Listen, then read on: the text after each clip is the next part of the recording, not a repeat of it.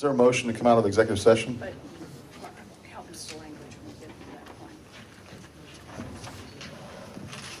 point. Motion to adjourn executive session. I second.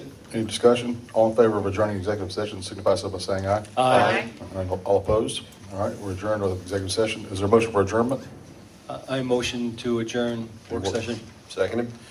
Any discussion? All in favor of adjournment, signify so by saying aye. Aye. All opposed? All right, we're adjourned. Okay.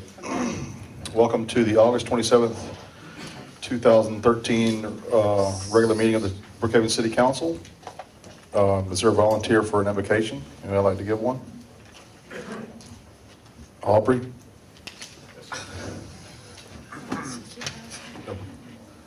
Bow our heads. Dear gracious Heavenly Father, we ask your blessings upon the meeting and those who are convened here. We ask that you give us all wisdom, and we thank you for whoever has stopped praying for rain. Amen. All right. Call this to order. This meeting to order. Would you please stand for the Pledge of Allegiance? I pledge allegiance to the flag of the United States of America and to the republic for which it stands, one nation, under God, indivisible, with liberty and justice for all.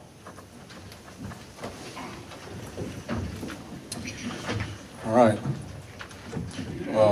Danny, will you call the roll?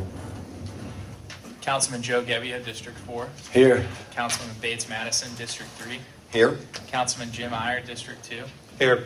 Councilwoman Rebecca Chase Williams, District 1. Present. Mayor Davis, we have a quorum. All right, thank you. All right, now we're going to open the public hearing. So anybody from the public has anything they want to say? We're going to have Susan Cannon, though, come up first. Is that correct? Yes. Okay, and make a presentation. And then after Susan, we have some forms up front and in the back for you to fill out if you want to speak. Just turn them in here to this gentleman, Daniel. Raise your hand up front. Just turn them into Daniel. Oh, we're out of forms back there. I just did. Maria, your mic's not on. Go ahead. Mayor and Council, the first item on the agenda tonight for public hearing is RZ 1306. It's the application of Artisan Homecrafters LLC in care of Roberts and Dodger LPC. A request to rezone 2.16 acres located in land lots, at address 1107, 1111, and 1115 Wright Avenue, 1977 and 1987 East Roxborough Road, from RNCD to R60 to build two new single-family detached homes. This application has been duly 10 new single-family detached homes. This application has been duly advertised. We did carry this case forward to the Planning Commission. They recommended approval. There were conditions recommended by the staff and additional conditions recommended by the Planning Commission. The applicant agreed to all 4 conditions recommended by the staff. In regard to the 3 conditions recommended by the Planning Commission, the second condition recommended by the Planning Commission related to the council understanding that the Planning Commission's recommendation was based on clear and legal ownership of the property. There were some issues brought up during the Planning Commission public hearing by the property owners, the applicant, and opponents of the case. And since that time, we have received the appropriate paperwork to identify that, in fact, this is a legal application that is allowed to move forward.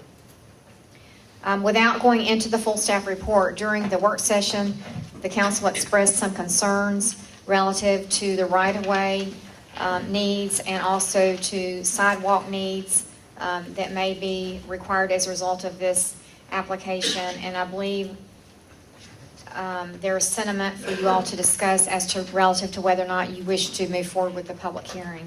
I would like to add that in our discussion in the work session with the concern over sidewalk,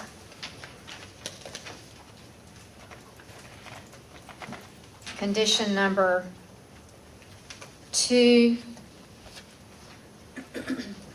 and condition number 3, as it relates to sidewalks, the staff has crafted some language that we have met with the applicant about that we would like for the council to consider. in lieu of the language that's currently in place. And I'd state that for the record, and that is, in lieu of sidewalk installation along the total property frontage, the owner developer shall submit payment into the City of Brookhaven Sidewalk Assessment Fund in an amount not to exceed $40 per linear foot. The funds shall be submitted to the City of Brookhaven prior to the issuance of a land development permit. Installation of sidewalk along the total property frontage shall be performed by the City of Brookhaven. Thank you, Mr. Mayor. Thank you. All right. Any questions for Susan? I have a question. If we as a council move to defer this issue to a September 10th hearing date, would it make sense to move the public hearing to that date also? Yes, sir, I would agree with that. Well, you've got people here. Yeah, I got people Yeah, here. Already opened Then, the public. point of order. Thanks, Bob. Point of order. If that happens, Bill, We can have one. Well, two. I mean, if people are here, I'd like them to be able to speak. I'm just saying, I'd like to hear the comments, first of all. But secondly, if we do this, we can have a second public hearing on this, right? I mean, okay, okay, great, just as long as that's clear. I want to make sure we're not limited to one, and we use it up tonight. That's the point I'm trying to make. I don't know that if we have to advertise it, if we can advertise it in time for the September 10th hearing. I don't think that we could meet that time frame.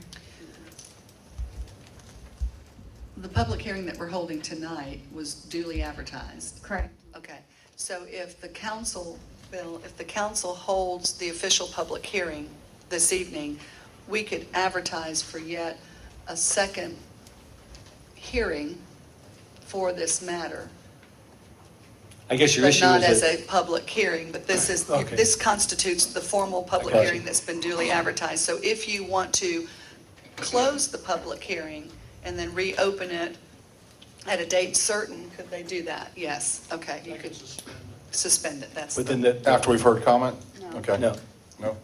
after they've heard comments, yeah, Oh, interesting.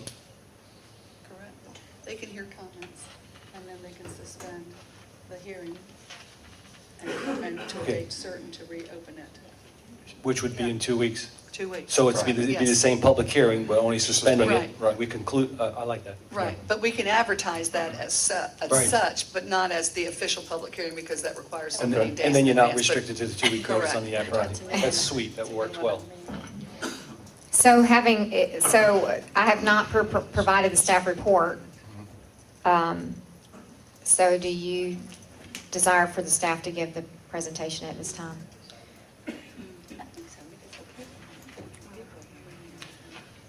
Yes. Y'all? Go for it. Okay. What's your advice? I mean, I feel like people are here to hear Right. on this subject, so I would say go ahead and present. Right. I think we would be Madam- remiss Yes. if we didn't present.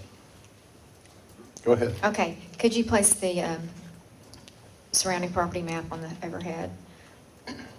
Not to belabor the point, this is case RZ 1306. Has been mentioned that it's the case of Artisan Home Crafters, and we've referenced the site. We've indicated that it is for 10 new single-family detached homes. We are stipulating to the staff report. The staff report does indicate that the land use plan calls for suburban residential, and this proposal does comply with that land use recommendation. I will not go into the further details. I will very quickly identify the recommended conditions, which are number one, the site plan layout of June 5th, and if any variance is required to that site plan, they would be required to be authorized by the Zoning Board of Appeals. Condition number 2 and condition number 3. Condition number 2 requires the restoring of the face of the curb along the roadway. Condition number 2 and condition 3 would be usurped by the condition that I just read into the record relative to the sidewalk assessment fund. And condition number 4 requires the execution of a streetlight district petition for Wright Avenue. The Planning Commission recommended approval of the request with the staff condition with the proposal for 3 additional conditions. The first regarding defining sidewalks, of which the new condition that I've just read into the record should address that. Condition number 2 by the Planning Commission was what I stated earlier, to make the recommended approval of the application contingent upon clear and legal ownership of the property. And we have received that information. It's in your packet on page 199. And then condition number 3 from the Planning Commission requiring sidewalks along the property frontage, including Wright Avenue, is also taken care of by the sidewalk assessment fund condition, of which the applicant has agreed to. And with that, if you have any further questions or any questions, I'd be glad to answer them, and we probably should put the site plan up on the screen. Susan, does your substitute condition about the sidewalk fund, does that preempt the condition 1 from the Planning Commission, where they're asking for 5-foot sidewalks? Yes. Yes, ma'am. So- And condition number 3. And 2's been taken care of. So essentially, all 3 of the recommendations from the Planning Commission go away for our purposes? Yes, ma'am. Okay, thank you. Thank you.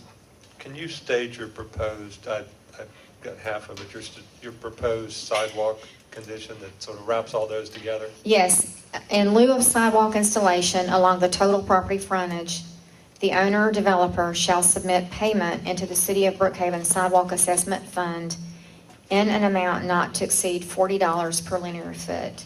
Thank you. The Oh, I'm sorry. The funds shall be submitted to the City of Brookhaven prior to the issuance of a land disturbance permit. Installation of sidewalk along the total property frontage shall be performed by the City of Brookhaven. Thank you. Thank you. I'm sorry, that last part, did that include putting sidewalks on Wright Avenue as well? We identified the total property frontage, so Okay. yes, ma'am, it would. Okay. So this would be no contingency for a CO?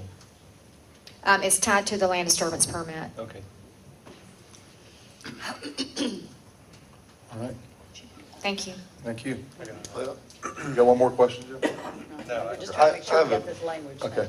I have a question that maybe you could just give some clarification about the issue that we're addressing, in that the council is not able currently to do a rezoning with variances. And could you explain sort of how we're bound in this decision? The City of Brookhaven ordinance does not provide for or allow for the council to consider concurrent variances. There are many jurisdictions in the area that do allow for that process.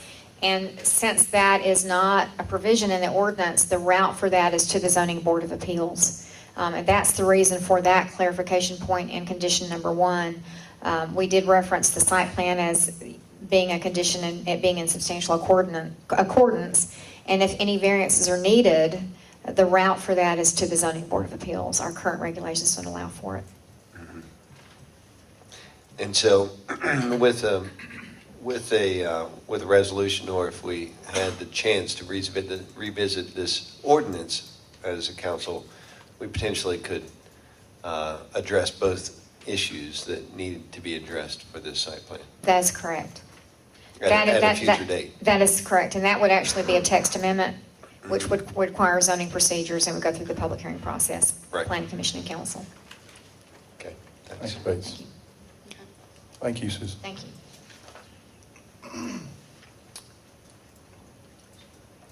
Shay Roberts. Shay Roberts. Good evening. Good evening. I'm the attorney for the applicant, Artisan Home Crafters. Susan's done a wonderful job about kind of telling you what the project is. I just don't know if you all are aware of the history of this. In 2011, it was rezoned to RNCD for 47 condo units. And unfortunately, the developer never closed on these properties, and they've continued to sit and become more dilapidated. And these property owners are here tonight because they'd like to do something with their property. So, you know, we are giving up the one lot on Wright Avenue so that we don't put 5 curb cuts on East Roxborough. So I think that the Artisan Home Crafters has done a great job of designing this in a way to have the least amount of impact, to go back to what it was originally supposed to look like. At the Planning Commission meeting, we had support from Pine Heights and Devereaux Commons, and I know a gentleman from Devereaux Commons is here tonight. So I think the community is in support of it. You know, Brian Gordon has agreed to all the conditions that have been set out. The rules are here tonight. if there's any question about their authorization, if they need to let you know they're here in support tonight. So all of that confusion has been resolved. And so we would love for y'all to recommend approval. I know there's issues with regard to the right-of-way, but we'll look forward to hearing from y'all. Can we ask her a question? No questions? Well, I just want to say I really applaud your putting the curb, not having curb cuts on a busy street. I think this is a model for what we want to do going forward. This coming off of the auxiliary street and coming in from behind the houses is beautiful. Great. We appreciate that. Thank Marie, you. do you know what the average bedroom bath, and if these are 2-story, 1-story type? Do you have any idea? On values? Oh, no, They're two-story. I know, but I was just told we couldn't ask that. We can't ask questions of.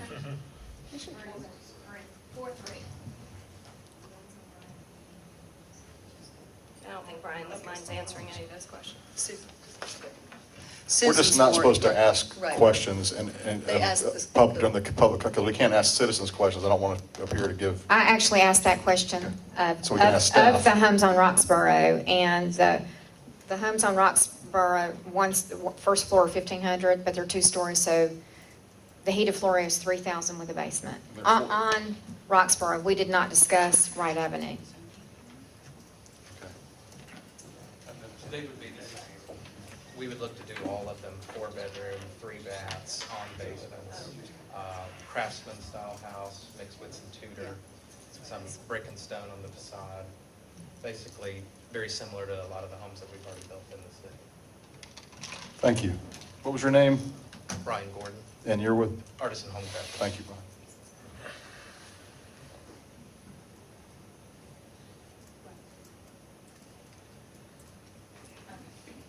I'm going to reserve the rest of the time for any rebuttal if necessary. Thank All you. right. Thank you. Next, Doug Morris. Doug Morris. Good evening, Mr. Mayor, council members. My name is Doug Morris. I assembled the block that is bounded by Goodwin, Roxborough Wright, and North Druid Hills Road. This property was a part of that assemblage. We are working very arm in arm with Brookhaven Homes to develop what is not shown here tonight. Brookhaven has a strong interest in it, and more importantly, they have the money to do the deal. I'd like to address the site plan. None of the lots are conforming, not one. The lots on Wright Avenue do not have the required frontage of 60 feet. The lots on Roxborough not only do not have the required frontage of 60 feet, they do not meet the area requirement of 8,000 square feet. In your zoning ordinance, paragraph 27-938 entitled mergers, this is specifically prohibited. In any zoning district in which single-family dwelling units are allowed, a single-family dwelling unit and allowed accessories may be erected on any single non-conforming lot of record so long as such single-conforming lot of record is not in common ownership with any other contiguous lots or lots, which is clearly they are contiguous. A property owner shall not be permitted to erect a structure on a non-conforming lot of record if he could have used his contiguous land to avoid the non-conformity. It goes on to further say, to reiterate, a property owner shall not be permitted to create a non-conforming lot of record if he could not have used his contiguous land to avoid the non-conformity. You only have 10 non-conforming lots.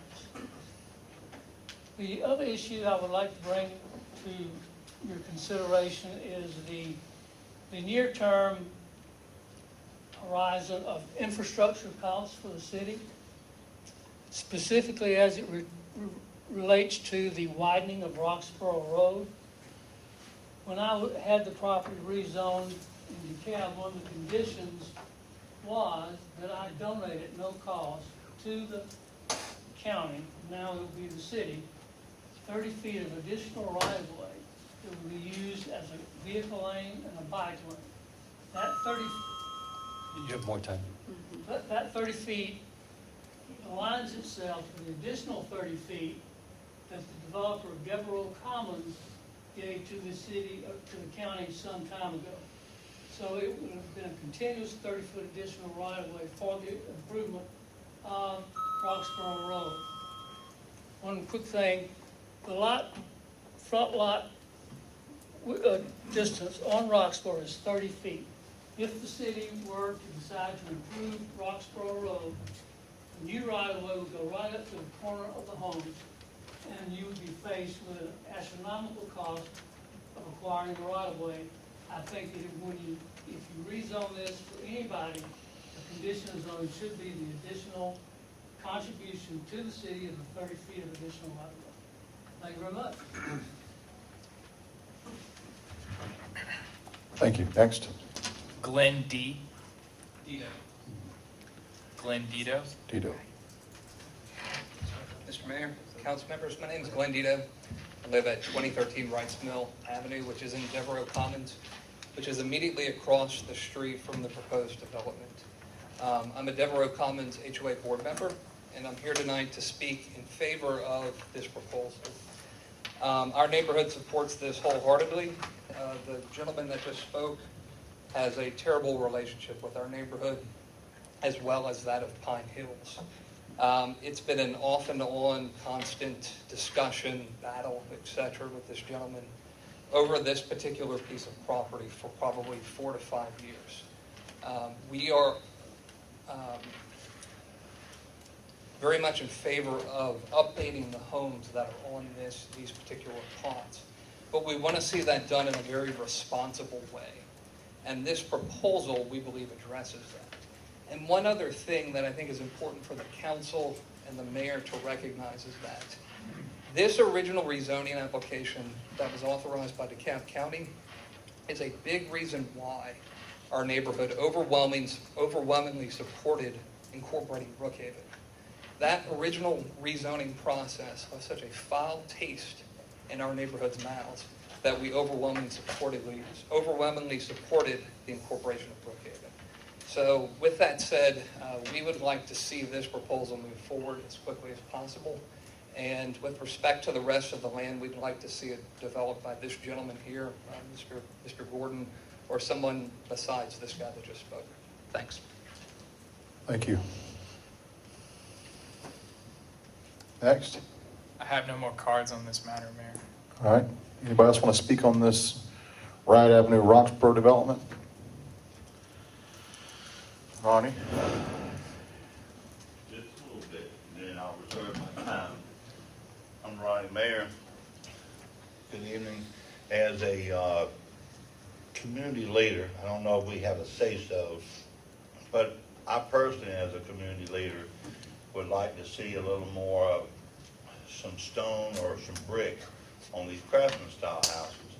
And the craftsman style, the brick is just on the little columns in the front. I would love to see a upscale, a little more brick or stone just on the front to make it look a little more upscale, bring the price up just a little bit more, because the houses next door are a little higher up. I love this, it's beautiful. Artisan Homes, he lives in Brookhaven, so he is a Brookhaven builder, which is great. So all his tax dollars are going to stay here in Brookhaven, which is great. But I personally would like to see a little more stone and brick, at least just on the front. So when you drive by and see, it looks like it's got a little more to it. Thank you. Thank you. Is it appropriate for council members to make comments after? Ask staff, or talk to staff.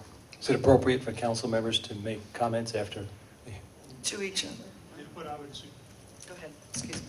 what I would suggest to you, since if you intend to suspend this, that you would listen to all the statements made by all the residents and other speakers before you just started your discussion on it. Yeah, I don't think there's anybody else. I mean, Well, if you intend to suspend this for 2 weeks so you can come back and have further discussion, you're going to, and reopen the public hearing to let more people speak after anything that's further been done, it might be a wiser course of conduct. To do it after this second round After you've closed. heard all of the statements Right. by all the persons who want to make comments and give their opinions to the mayor and But council. you can make comments in the form of a question. I think that's a lot more. Understood. appropriate. Thank you, Bill.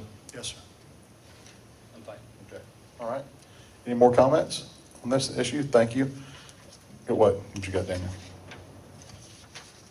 No more comments, Mayor. Okay, no more comments. If it's your intent to go ahead and suspend. Needs a motion. Motion to suspend until the next,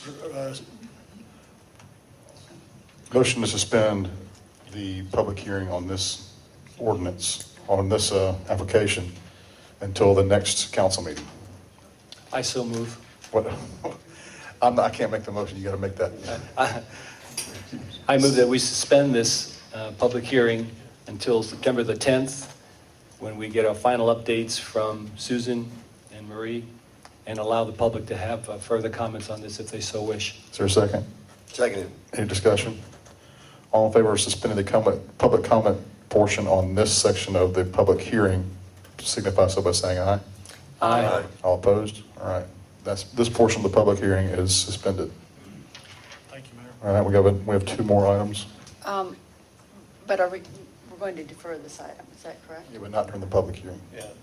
What we've Oh, done. in the public hearing. What we've done is we've just suspended the public hearing, and we'll continue it on the next agenda. Got it. Okay. All right, next ordinance for the public hearing. Yes, the next one is RZ 13-07, Residential South Partners LLC seeks the following rezoning of 2.92 acres located at 1440 and 1448 Harts Mill Road, Atlanta, Georgia, 30319, from RA5C to RA5C, a change to previously approved conditions to allow for the construction of 12 single-family detached homes. All right, Susan? Thank you, Mayor and Council. As the city manager indicated, this is RZ 1307. The request is to rezone from RA5 conditional to RA5 conditional to allow for 12 single-family detached homes. This property is situated on the north side of Harts Mill Road, directly across from Bubbling Creek Road. And the former plan allowed for 10 single-family homes. There was an existing house on the site. This proposal is to allow for 10 single-family homes. The land use plan. 12. Excuse me, I keep doing that. 10 to 12, sorry, 10 to 12. To goes from 10 homes to 12 single-family detached lots. The comprehensive plan calls for suburban residential, which allows for 8 dwelling units per acre. And this proposal is about half of that land use category. We stipulate to the staff's report and recommended approval of this request with the following conditions. 1 through 4, the first being the site plan dated June 5th, with any variances required being authorized to move forward, that would be required to go to the Zoning Board of Appeals, which may allow an alteration in the site plan to the degree necessary. Condition 2, in the staff report, when we had our work session, there was some discussion about changing the language of condition number 2. I've met with the applicant, and I'm going to read into the record what I believe the council's intent was. Condition number 2 is, in lieu of a decel lane, the developer or owner shall install asphalt pavement to 18.5 feet from the center line of Harts Mill Road along the total property frontage. Condition number 3, in lieu of that particular condition relative to sidewalks being required on Harts Mill Road, it was discussed in the work session that we again address the payment into the sidewalk assessment fund, and into the record that would read as follows. In lieu of sidewalk installation along the total property frontage, the owner developer shall submit payment into the City of Brookhaven Sidewalk Assessment Fund, an amount not to exceed $40 per linear foot. The funds shall be submitted to the City of Brookhaven prior to the issuance of a land disturbance permit. Installation of sidewalk along the total property frontage shall be performed by the City of Brookhaven. And the applicant has agreed to condition number 3. Condition number 4, developer owner shall dedicate sufficient right-of-way to maintain 12.5 feet of right-of-way behind the back of the curb along the total property frontage along Harts Mill Road. The right-of-way shall be submitted to the city of Brookhaven prior to the issuance of development permit. So those are the conditions as stated, which have been agreed to by the applicant.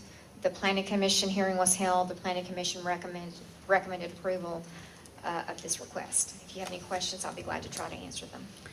So did the language about the left turn lane go away?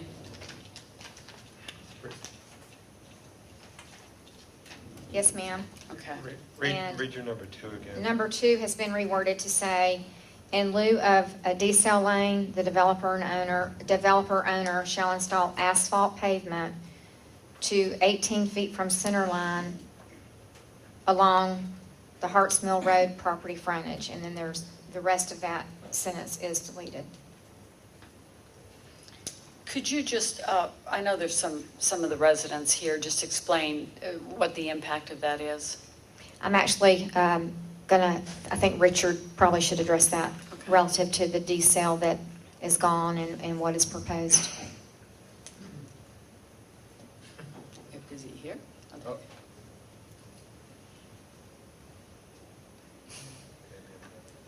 Having a sandwich.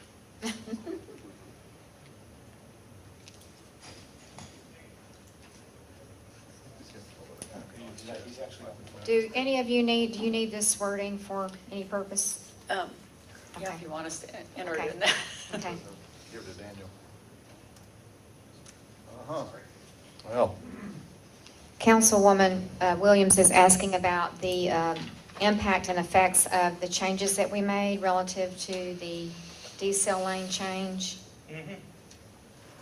I just want to make sure the residents who are here understand the impact of that, because as we expressed in the work session, the concern was that left turn lane and probably an objection to it. So how does this take care of that? Well, what the intent of the condition is to not require the developer to build the left turn lane. What we're asking the developer to do is to provide pavement along his frontage in case, if in some date in the future, the city decides that they want to put in the left turn, if we make a study and determine that it's needed there and desire to put in there, that we already have enough pavement on that side of the road so we don't have to go in and tear up his frontage again or tear up sidewalk that's relatively new.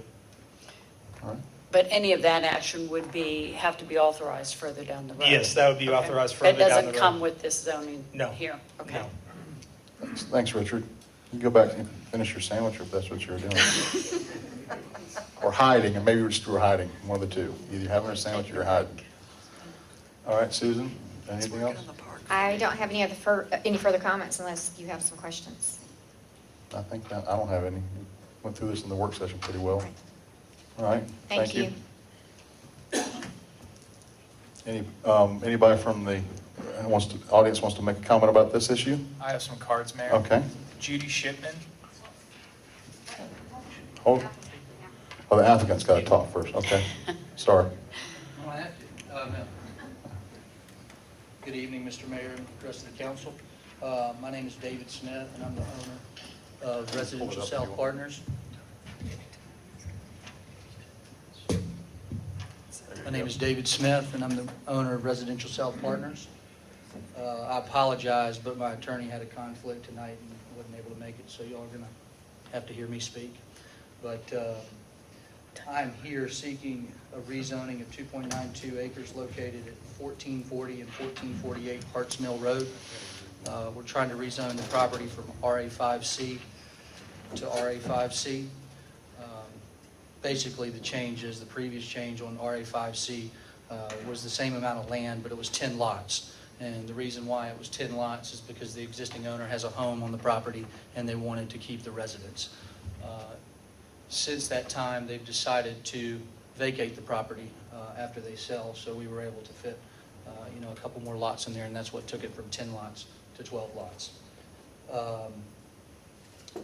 We have had the opportunity to meet with both the New Haven HOA, which is the property to the right of the subject property, as well as the Ashford Lake HOA to the left of the property. My hope is that we have addressed any of their concerns. I'm not sure if anybody is here from either one of those HOAs, but I don't see any familiar faces. So Other than that, what we plan to do with the site is, like I said, it's a 12-lot subdivision. We plan on building something very, very similar to the New Haven community, which is a very nice-looking community with great product in it.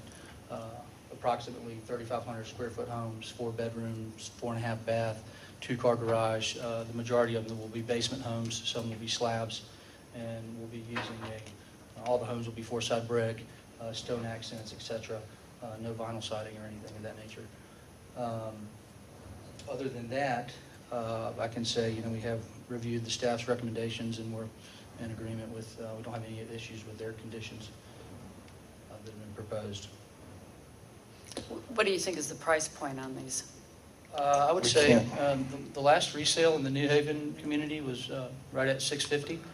So obviously, our hope is there's going to be a premium for new homes in our community. So we're looking anywhere from $750 to maybe even the upper sevens. That question was directed to Susan, right?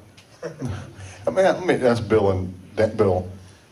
Sorry, this is a point. We just want to make sure we do things the right way because I don't want to appear to be allowing developers or applicants to engage with council and then have citizens come up and then we can't engage with citizens. So what is the rule? This is the rule, Mayor. You take the people who are for this first. Right?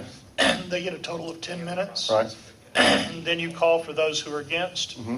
They get a total of 10 minutes. The person who's for can reserve some of his time. In fact, Right. we have free president's time, right? Right. If I'm making his answers. And the applicant or those who proponents can reserve the balance. Those against do not get to reserve the balance, so there could be rebuttal from the applicant.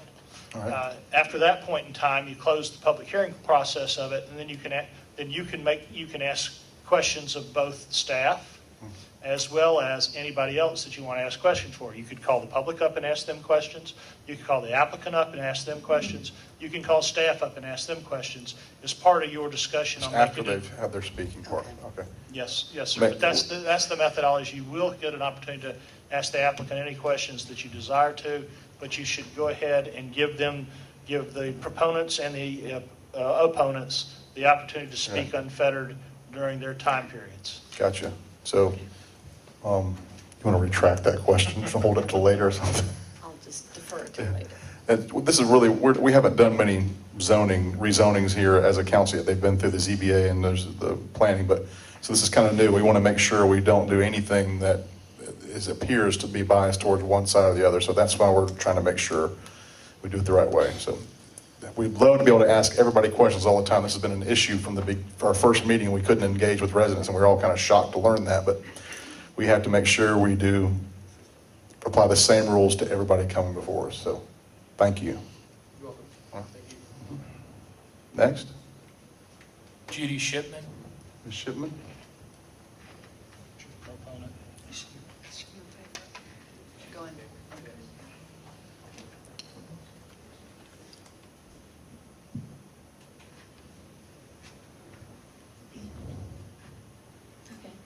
First of all, I want to say how excited I am about the city of Brookhaven, how quickly you're pulling everything together, and the city government, the roads, the police, and soon our parks, yes. I want to thank Rebecca Chase for coming to the neighborhood of Bubbling Creek. Neighbors had some concerns and questions about the project. I can't imagine DeKalb County coming to our house. Appreciate that. That can't happen forever, but we appreciate it. The project sounds fine. I'm not opposed to the project. I think it's great. The homes sound great. We love getting new homes in the area, new tax base, all of that. But there are some concerns regarding the safety of its having the entrance directly across from Bubbling Creek. Bubbling Creek gets lots of cut-through traffic because they try to avoid the dreaded light at Ashford, Dunwoody, and Johnson Ferry where they merge at Cambridge Square. So they want to avoid that. They merge and they stay the same street for a while until they get to Donaldson Drive. That's where Bubbling Creek comes in. So Bubbling Creek gets lots of traffic, so they can avoid the dreaded light where Ashford, Dunwoody, and Johnson Ferry Road merge with the same road for a while. To avoid the dreaded light, lots of traffic coming from Ashford, Dunwoody, from 285. They get off at Hart's Mill, they turn right on Bubbling Creek, and then they turn right on Donaldson, which takes them directly to the intersection where Ashford, Dunwoody, and Johnson Ferry split. They go their separate ways. Ashford, Dunwoody goes to Peachtree Road, Johnson Ferry goes to Peachtree Industrial. Same road, they just changed names. Peachtree Road and Peachtree Industrial. Not really the same road, but basically. The reverse thing happens on Ashford, Dunwoody coming from Peachtree Road and Johnson Ferry coming from Peachtree Industrial Road. They get on Donaldson Drive at the intersection, turn down Donaldson Drive, left on Bubbling Creek, left on Harts Mill, and then right onto Ashford, Dunwoody, and up to 285. So we are now a cut through. And so we are basically, we're a neighborhood street. We're not business, anything like that. We run between Harts Mill and Donaldson. That's to our disadvantage right now. People walk along Bubbling Creek, run, push strollers, walk their dogs. We also have speed humps, which every household on Bubbling Creek, Running Mead, and Shadow Lane pay taxes for each year to cover their maintenance when needed. You will need to check on the tax base. DeKalb County did not charge us for our $25 yearly fee, and I'm hoping that they can get that straightened out. And I'm wondering how many houses in our neighborhood, it's 116 houses, did not get charged, and that could affect your tax base, okay? I don't know what else they may have done, so keep track of that. That really bothers me. I don't know how many people are going to say they didn't get charged, but I want to pay, I want to pay y'all so you can do a good job. Okay. Having a new road directly across from Bubbling Creek Road could be a hazard because of all the traffic on Bubbling Creek, especially at rush hour, and Harts Mill. Harts Mill is very steep, traffic is very fast at that point. So we're concerned about that, coming and going from 4 different areas here. Most, if not all, roads that intersect at Harts Mill are either no outlet streets or small neighborhood streets. Bubbling Creek Road, I wouldn't consider a no outlet street or a small neighborhood street. We're a cut-through street that carries a lot of traffic, especially at rush hour. So I want to strongly suggest a traffic study at the intersection of Harts Mill and Bubbling Creek, and the new development street, which is planned directly across from Bubbling Creek. I know that might be a problem for them, but I'd like for them to at least look at it and see if there's any way that, because I don't think we want a 4-way stop. I know we don't. I mean, that wouldn't work. It's too close to Ashford, Dunwoody, but at every other intersection where we have 4 streets coming together, even on Donaldson, there is a 4-way stop. So, I'm going to thank you for not having the left turn lane. That was my next thing, so I can let y'all get on with the road. So, thank you so much. Thank you, Ms. Any Shipman. questions? Thank you. Okay, thank you. Afterwards, we can ask. Thank you. Next. Jerry Shipman. Come on down, Mr. Shipman. C4. Daniel, can you move the podium and pull the microphone down for this? I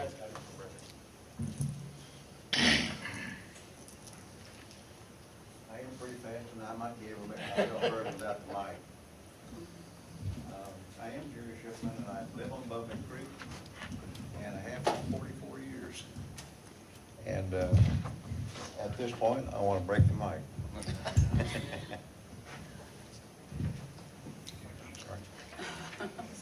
Thank you. And also, that was my wife that was here before, and I also want to thank all of you, from Mr. Mayor, all the commissioners, for the fine work that you've done, and everybody underneath. It just shows, and I think that it gives other cities something to aim for and to mimic that maybe they can do equally well. As far as the proposed development, I support it, I am for it, and I see it as a very positive thing for the city of Brookhaven. It'll provide a positive image for other developers and contractors that we want to encourage additional housing and bring new families into the area.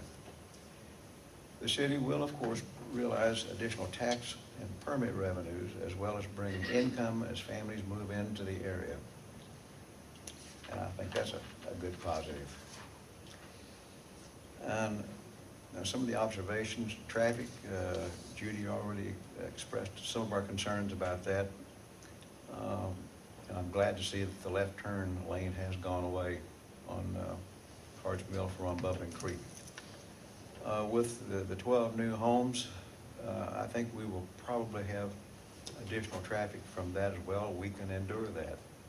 The only concern I have in that regard is how we deal with traffic moving from the development across Harts Mill safely and into and through Bubbling Creek, if that's the direction they choose to go. I can see that there might be some difficulties as well as danger to those folks turning, particularly going left out of their development to go up Harts Mill towards Chamblee. And one of the things I was wondering if it would be possible for the developer to look at moving or relocating their entrance further up the hill on Harts Mill, which would alleviate the direct head-on traveling from their development onto Bubbling Creek.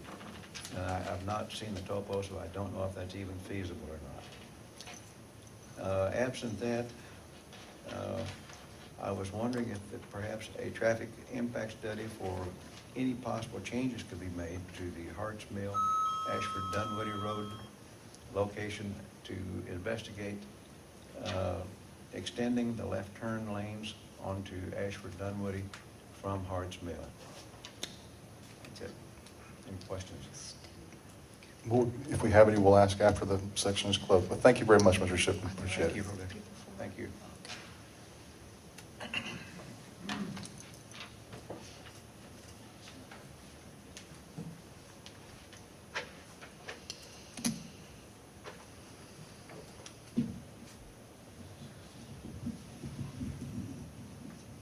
Daniel, anybody else?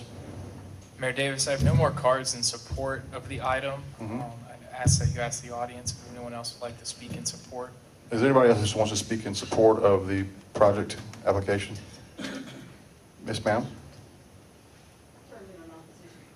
Okay, well, this is That's support. coming up. That's coming right up. So anybody wanted to speak in support? Anybody else? All right, then we'll go to the opposition side. Mary Storm. Ms. Storm?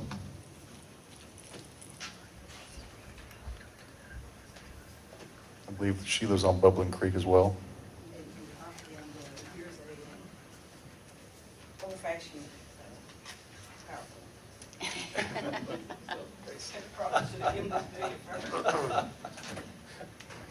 All right, I like it. Thanks for adding some levity to this.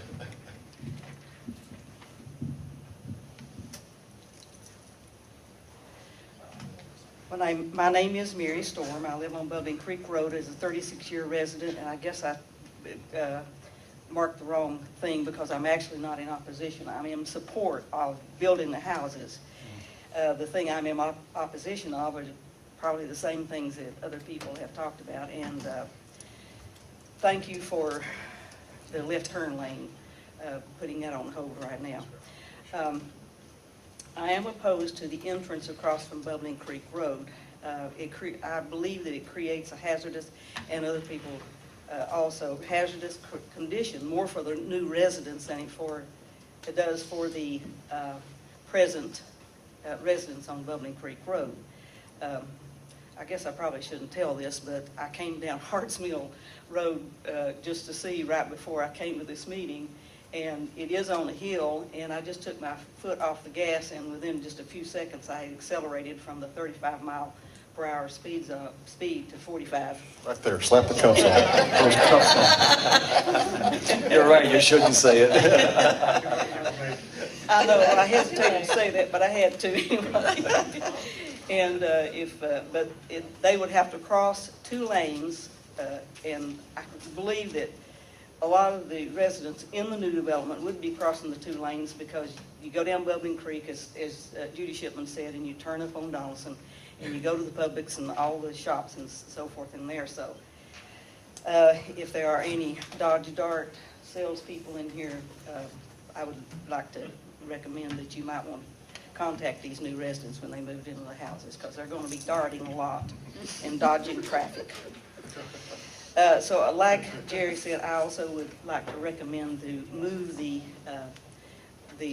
entrance to up either east or maybe a few feet west so that it didn't go directly across the street from Bubbling Creek. Most of the other developments on Harts Mill Road that have developed, and in the past 36 years I've seen quite a few, have not intersected with the streets across from them. And so this would be more in keeping, I think, with the neighborhood and with the traffic. Bubbling Creek, as far as being a cut-through street, it's a well-established fact, and we have learned to live with that, and will live with it. We have had problems in the past, and we have speed humps, and as I have written down there, there's 6 speed humps on Bubbling Creek and 5 on Runnymede. And we do pay $25 fee per year for maintenance of those, and they've been there for approximately 10 years and been replaced once. And there are about 116 residents in this area, including Bubbling Creek and Runnymede. As it shows also, number 4, the 4-way stop signs. As Bubbling Creek comes into Donaldson, there's a 4-way stop sign. As Runnymede, which comes off Bubbling Creek, there's a 4-way stop sign. And I can foresee that if the driveway to this new development comes straight across to Bubbling Creek, that it would necessitate some kind of speed calming, 4-way stops or something sometime in the future. Bubbling Creek is a high pedestrian area. I get up early, so I see the runners at 5:30 and 6 o'clock in the morning. I have a dog, so I see the walkers and the dog walkers, and we have a lot of mothers and new babies in the neighborhood with strollers on the street, and we have no sidewalks. So if we could get with someone from staff or whomever, and we could solve some of these problems, mainly the entrance to the new development and the possibility of calming some of the traffic. I think that would be indicated. Thank you. Thank you very much, Ms. Storm. Anybody else want to speak in opposition or in favor of this application? All right, thank you. So we can now ask questions. We have time left, right? All right, you want to bring the developer back up here? Yeah. Mr. Smith? Smith.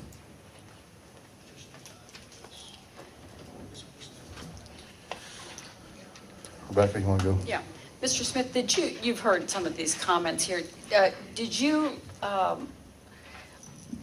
look at all at moving the entrance to this new development, either so that it's not directly going into Bubbling Creek, to either closer to where the driveway is currently, or maybe even sharing the driveway with the Ashford Lakes? Yeah, well, first of all, I'd like to thank all the neighbors who came and spoke in support of the project. I really appreciate that. Unfortunately, I do disagree with that. We did look at it, and it doesn't make nearly as much sense to us to offset those Bubbling Creek and the entrance of the subdivision versus lining them up. I mean, Harts Mill is a very, very busy street. To have both of those. Can we put the site plan up? Yeah, I'm sorry. To have both of those roads intersecting at slightly different points on Harts Mill did not make a lot of sense to us. And in regards to... Well, I think what I'm not an expert in this, and these residents know a lot more about this type of stuff than I do, but it's the crossing the 2 lanes and going on to Donaldson, or Bubbling Creek, onto Bubbling Creek, that I think I can see where that can be You're dangerous. saying our neighbors also using Bubbling Creek as a cut through to some roads? Correct, and that's what they'll do. If they're going to go up after Donny Road, there's no reason for them to turn right and then go back. They'll go up Bubbling Creek to get to all those places up there. It'll be easier. Much easier, yeah. Yeah, we did not anticipate that, and unfortunately, we're talking about 12 homes, and... Right, it's not a lot of I understand it's not a lot of but I mean, I do see the safety concerns, but I also see the problem with your lot. Moving that entrance means those lots in the very front, those 2 on the right, 3 or all those, you're basically making them unbuildable if you You're move talking it. if you're moving that to the left, you're moving it to the right? Either way. I think If you staff- move it too far to the right, of course you Right. are, because we have some problems with grade Right. there. Mhm. And that, Harts Mill comes down pretty at a steep grade like this, so we're already having to cut way into that lot on the right just to Right. get a buildable lot in. Right. I'd like to ask staff, Richard, what is the minimum offset distance for an intersection, both minimum and also practical, based on current standards? Based on current standards, the minimum offset distance for roads would be 300 feet, which is more than what the frontage of that lot is. And actually, from an traffic engineering. Explain what you mean, the minimum offset distance. That means with two roads intersecting within the same road, even if they're on opposite sides To of the road. ameliorate the problem, you'd have to move it. 300 feet away is the minimum distance that we want. And actually, So moving it 20 feet is not going to do anything. and actually, from a traffic engineering and a safety, it's actually safer to have those lined up directly across from each other. If you try to move it, then your left turns are not lining up. The people turning left are crisscrossing each other, potentially crisscrossing each other. We prefer to have them lined up from an engineering standpoint and a safety standpoint. It is safer to have them lined Richard, have you done a traffic analysis on this, or do you plan to? To assess, to evaluate what we just heard? For the specifics of this intersection, we have not. I mean, as far as an overall Harts Mill, as part of the comprehensive transportation plan, that's part of the process going through the comprehensive transportation plan is to do a traffic analysis of the roads of significance, in which Harts Mill would be one of those roads. All right, I have a question for you. With the 18 and a half feet that we talked about earlier, does that, for the frontage of this, does that take that all the way down to Ashford? No. Okay. It gets close to where it already is, 3 lanes wide down at Ashford, but there is a small gap in between. Okay, just a thought. Is this possible? I have to get onto Druid Hills just beyond Beaufort Highway when I get out every day. And if it wasn't for that center lane, which is a safe lane, I never would be able to do it going either way, depending on traffic, or actually just making a left-hand turn. Does this allow for a center lane? And I'm not even sure that they would want it. But, just as a relief valve to get in for safety. Does that not work? No, not with what's there. And chances are, if we did something there, without doing a study, we couldn't recommend it, but it's unlikely that we would recommend a two-way center left turn lane. How about a tunnel? Do a tunnel? You go.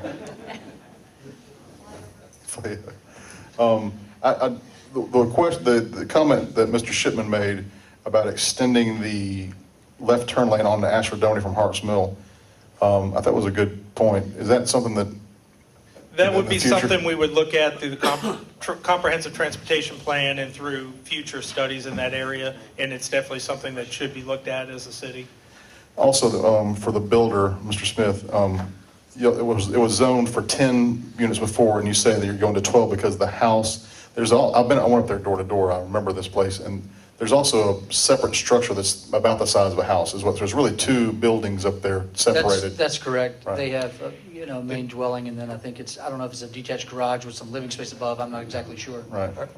Are you going from, did the previous plat show 10 lots or 10 new lots plus a house lot? Was it 11? It showed a total of 10 lots. Okay. Would be 9 new lots, and then the one Okay. existing big lot with their existing residents on it. Okay. Anybody else have any more questions for? Can we ask the residents if they have any questions? I did understand, Susan, to say that these changes we've made in the conditions you're okay with. That's correct. I'm agreeable to those changes. Thank you. Can we make a Ronnie rule something? No, sorry. We got Ronnie back there raising his hand. It's like his class. He's always raising his. No, the public hearing is closed. The public hearing is closed. The public hearing is closed. It is. Thank you, Jim. Thank you.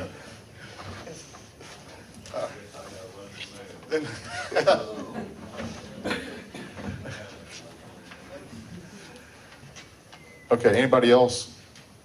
I have no more comment cards, Mayor. Okay.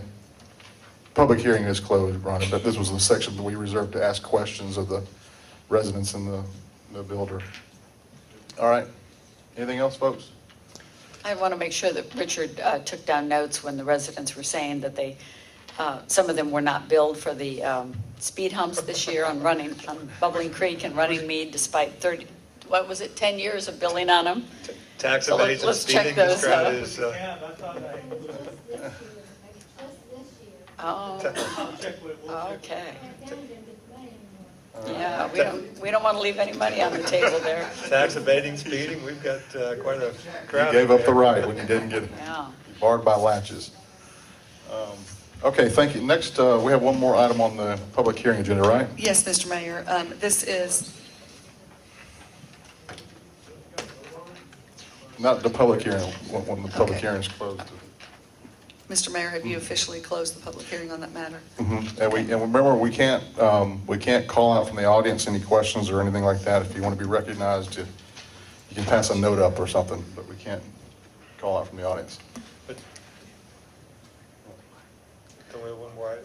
Yes, Okay, are you sorry. ready? Yeah, Okay. sorry. All right, the next item, the final item for your public hearing agenda is the rezoning text amendment RZ 13-08, an amendment to the city zoning ordinance with regard to adult entertainment establishment and sexually oriented businesses.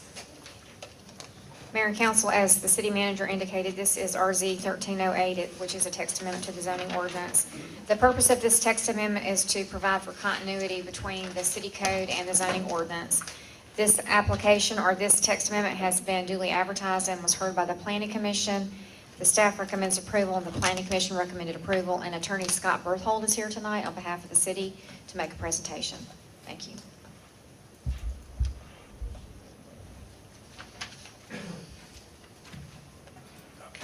Good evening, Mayor, members of the council.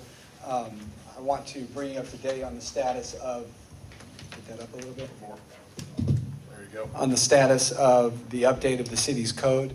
Over the last several months, you have brought your codes up to state-of-the-art status in a number of different ways, both in the sexually oriented business ordinance. Previously, back in June and July, there were amendments to the alcohol code that was outdated, that was carried over from the county. And this sort of completes that process with bringing the zoning code up to date with the standards that are set forth in the sexually oriented business ordinance, as well as the definitions and terms that are used in the city's code, so that they will be consistent and the same across all three different chapters. As you've previously heard, the purpose and the basis for regulating sexually oriented businesses is to address their negative secondary effects. You've heard in voluminous detail, and probably much more than you would wish, in the last 10 months about those secondary effects, and so I won't belabor the point, but I will include the same material that was presented to the Planning Commission on August 7th that resulted in a favorable recommendation of this ordinance amendment, and it also included materials that were submitted prior to the City Council when you considered the amendments to the licensing ordinance in the business licensing code, as well as to alcohol. Of course, the cornerstone of this area of the law is Renton versus Playtime Theaters, which says that in which the Supreme Court said that you can regulate to address these negative secondary effects without doing a local expensive study. In the next slide, it talks about some of the secondary effects that the courts have recognized over the years. And those include negative impacts on property values, as well as crimes and public safety risks that are associated with those. What the zoning ordinance does in particular is it attempts to buffer sensitive land uses such as churches, schools, daycares, and the like from these negative secondary effects. On the next slide, you'll see the courts have recognized a wide variety of sources for adverse secondary effects. And one of the main tools that a local government has, obviously, is the zoning power. The courts have recognized this in numerous judicial opinions. And when they've done so, they've looked at crime impact reports and land use studies that have been done by large cities, small cities, and private planning agencies on behalf of municipalities. The Brookhaven legislative record is summarized on the next slide, and it addresses not only the types of studies that cities look at from the zoning perspective, but also the crime impact reports that have been documented in DeKalb County, in the metro Atlanta area, as well as around the country. We've listed a number of those. You've seen them since going back to December, but those are inclusive of documents in the local Atlanta area as well as in other areas. If you could go to the next slide, Daniel. This sort of summarizes this. The idea is to put illicit activities as well as the potential crime that is brought to a neighborhood a minimum distance from certain sensitive land uses. One of the reasons you're updating this is that the city of Brookhaven is a lot smaller than DeKalb County as a whole, obviously, and so the buffers have to account for allowing adult businesses to operate in certain locations or some locations in the city without effectively banning them, and this ordinance accomplishes that. On the next slide, and you can go down too, this is a study that came out in late 2012 in crime and delinquency. This is a study that was done in one of our other clients, which is Louisville, Kentucky, that really documented the importance of having a buffer from these sensitive land uses. It showed that as you move away from a point source, which in this study was the sexually oriented business, the likelihood of a victimization occurring goes down steadily as you move away from the centroid in the study, which was the adult entertainment establishment. On the next page, we summarize the legislative rationale and findings regarding negative secondary effects. The courts have found, beginning in the renting case, that those secondary effects justify location rules for adult-oriented establishments, requiring them to be located in commercial or industrial zones, which is what the city of Brookhaven's zoning ordinance does. If you could go 2 more, Daniel. And then the conduct regulations that this sort of augments include not only the zoning location standards, but also standards for what goes on inside an establishment, regardless of where it may locate in the city. And then if you would go to the, I think 4 slides down. That's it. These are some of the studies. Most of these studies involved, actually, yeah, right. Most of these studies involve some type of New York model of zoning ordinance. And that New York model is a dispersal model. It requires not only adult uses to be separated from sensitive land uses, which the Brookhaven Code would do with this amendment, but it also requires a minimum buffer between sexually oriented businesses themselves. And those types of zoning standards have been adopted in cities around the country. And these are some of the studies that are in the record. And then if you would go 2 more, Daniel. Thank you very much for handling the pointer for me. The courts have also approved these zoning standards based on expert findings that have been done by criminologists, sociology professors, as well as statisticians around the country. These findings document a wide variety of secondary effects in a number of different localities. And oftentimes the courts have been called upon to look at counter studies or studies produced by the industry that attempt to argue that there are no adverse secondary effects. Oftentimes these are based on calls for police service, and numerous courts, including the U.S. Court of Appeals for the 11th Circuit here in Atlanta, have noted and documented that calls for service don't really measure secondary effects. In most of these establishments, prostitution or drug activities are not the types of activities which typically trigger police responses. One of these cases that we argued was the Daytona Grand case out of Daytona Beach, where the court said, there were 33 affidavits of people being beat up in this establishment, primarily by bouncers for not paying their lap dance bills in the VIP room. Well, those types of problems, those types of issues are not going to be reported by the establishment, nor are public indecency and the types of sexual activities that many people would expect to go on inside the establishment. So calls for police service as a data set is a data set that the courts have said is not a substantially reliable measurement of secondary effects. And then if you go to the next slide, it lists some of the cases in which those challenges by plaintiffs' experts have been rejected. The second one there being the Daytona Grand case that I just mentioned. And then there's one more slide, and it includes 2 citations that are of note. Those are the bottom 2. High Five Investments versus Floyd County. That's a federal court case out of the federal court here in Atlanta, as well as an appellate case from 2011 called Peekaboo Lounge versus Manatee County. In each of those circumstances, the plaintiffs challenged the validity of the legislative record, which was very similar to the legislative record that is before you tonight and has been extant in the support of the Brookhaven ordinances from day one, and the courts rejected those expert challenges. I am positive that you will be glad to hear that I think that's my last presentation to the Brookhaven City Council on this issue. And with that, I'll be open for any questions you may have. I've got a bunch of questions. Anybody else have any? Because I've got about 5. Scott, why, when it comes to existing sexually oriented businesses, why could Brookhaven not just allow one to operate and not allow others to operate? Why can we not do that? Because the courts have said that that would be an equal protection problem. Explain that. Why? The essence of equal protection is that like circumstances have to be treated alike.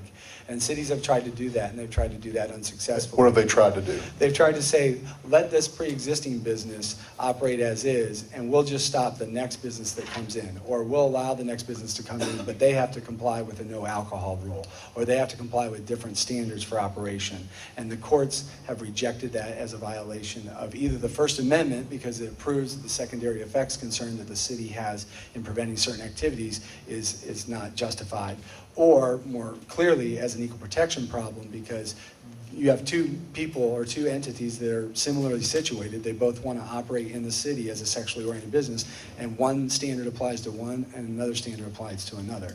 And the courts have said that's a no-no. In fact, in litigation in this arena, plaintiffs have raised that issue, and I've represented numerous cities where cities have had invited new federal litigation by the Second Coming Club on the grounds that you're letting this club operate without these standards, but we do have to comply with these standards. And in that case, the prior club had a consent agreement from the federal court, and the city still got sued. All they were trying to do was comply with the consent agreement, but they got sued by another club in federal court. So that's something that logically doesn't make sense, and legally it doesn't work either. How has DeKalb County maintained their status quo with the number of adult-oriented businesses or strip clubs in DeKalb County, and other ones haven't been allowed, but they're allowing theirs to continue to operate? I mean, I know there's a DeKalb County representative here, but are you aware if DeKalb County has had any other license applications for new clubs and have been denied their license? I haven't tracked that issue, but if they were to get a new club and they were to say, well, we got the settlement agreement with 9 clubs where we turn a blind eye to our alcohol restrictions and our nudity restrictions and our conduct regulations, but we're going to apply those to number 10, I can pretty much guarantee you that wouldn't fly. Okay, so you're saying what DeKalb County does with their policy, with their ordinance, and then their settlement agreement is not upholdable in court? We've argued in the litigation right now that it is an ultra vires agreement because...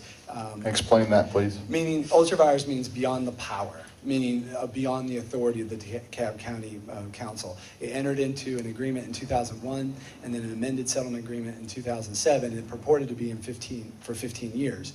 But under state law, under OCGA, I think it's 36-30-3, a legislative body cannot bind a future city council or a future board of commissioners in a county.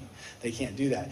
Every year they could come along and redo the settlement agreement and re-up it and take their $100,000 per club and continue to turn a blind eye to their ordinances, but they can't bind a future DeKalb County Board of Commissioners. If the board right now said we're not going to honor that agreement, I don't think they'd be bound by it. But under any circumstance, I should say under no circumstance can I see a theory under which the city of Brookhaven that wasn't party to that agreement would be bound. And I don't really think that's a close call.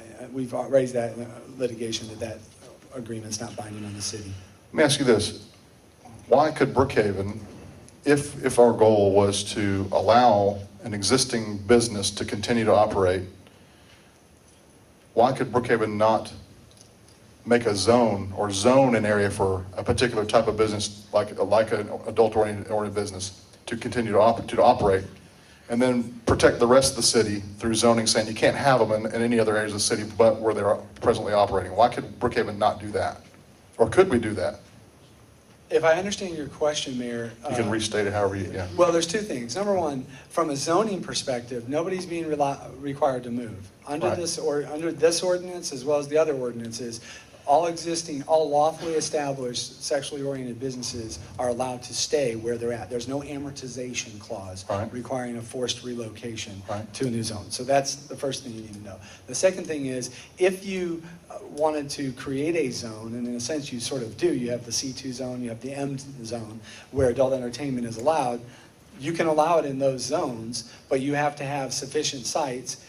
And if you wanted to pack them in, like right next to each other, without any buffer at all, you know, most cities have opted not to do that because of the combat zone in Boston. Explain zone sites, what you're talking about. Explain what that means. Well, it means that If you're going to have them in an exclusive category, right. You then have to provide other areas and other parcels for them to be able to locate to? Yes, you have to provide. Can you restrict that to a certain geographic area? You can, and what you have to provide under the Supreme Court's case, under the Renton case that we've looked at several times on the slideshow, is that you have to provide a reasonable alternative avenue of communication for any pre-existing sexually oriented business that would seek to come in.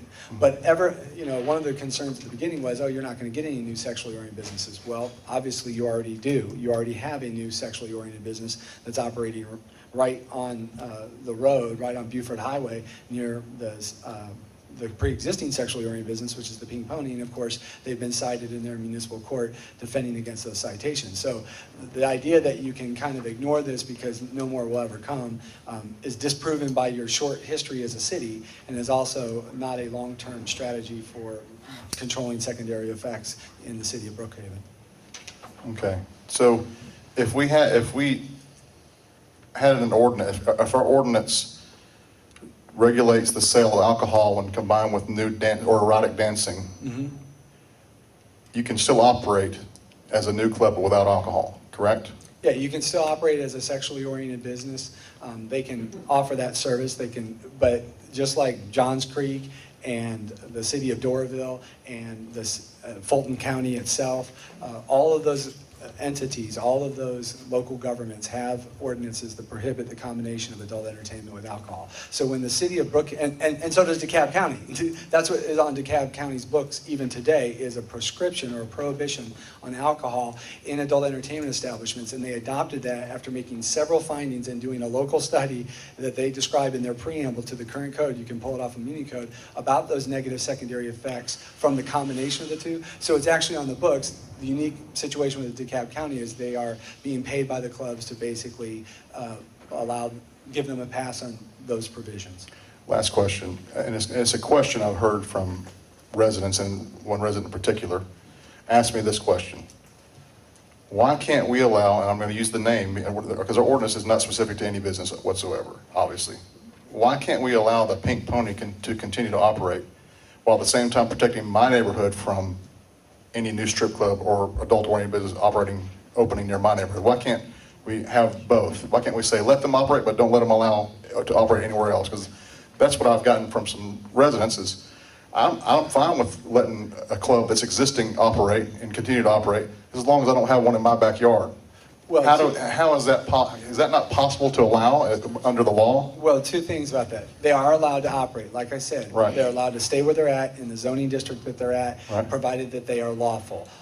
If the Pink Pony is lawful where it's at as a zoning matter, nothing in this ordinance or the Brookhaven Code changes that or forces them to leave. Right. If you want to say that one site is the only one and we're not going to provide any other sites in the city, that is unconstitutional. So you're saying you can't allow one business with adult-oriented business with alcohol to operate and then not allow them in other areas of the city? Well, with the same license and everything? I think the answer is yes, but you're mixing two concepts. You're mixing the zoning power Right. with the alcohol regulation. Because that's what a lot of people are mixing two Yeah, concepts. they're mixing those two things together. As a zoning power, for each new adult business that comes to town, you have to have enough sites. You can't say, well, we've got two, and so the third one, we're going to say no because we think two's enough. No court has upheld that type of a scheme. So that's from a zoning perspective. The business is allowed to stay. You cannot say we're going to let the pre-existing business have alcohol and a new business not do that. I can give you a number of sites, but Joelner versus Village of Washington Park from the U.S. Court of Appeals for the Seventh Circuit in 2007 did this exact same thing. You have a small town of 5,000 people across the river from St. Louis. They have a bunch of strip clubs, and they adopted a ban on alcohol consumption in strip clubs, which had been upheld by the Federal Court of Appeals for the Seventh Circuit. But the rule they had was if you were already licensed to do alcohol, you could continue. The new guy can't. Got struck down. So that exact circumstance. So that's not constitutional as a matter of law. Anybody else have any questions? I just had a quick one. In our legislative review that you just went through, I know the Pink Pony South case is included in that. Yes. What was the outcome of that? The outcome of that was the business was, it challenged ordinances. There was a pre-existing business. The city of Forest Park adopted. What kind of ordinance? They adopted a sexually oriented business ordinance. Was it similar to the one we adopted? Very similar. Prohibited alcohol on the premises of adult entertainment, just like Marietta, Johns Creek, Dunwoody, Doraville, all of them. Is that case still in litigation? No, it's over. And what There's happened? no litigation at all? Well, there's two cases. There was a federal case that was resolved in favor of the city. What city?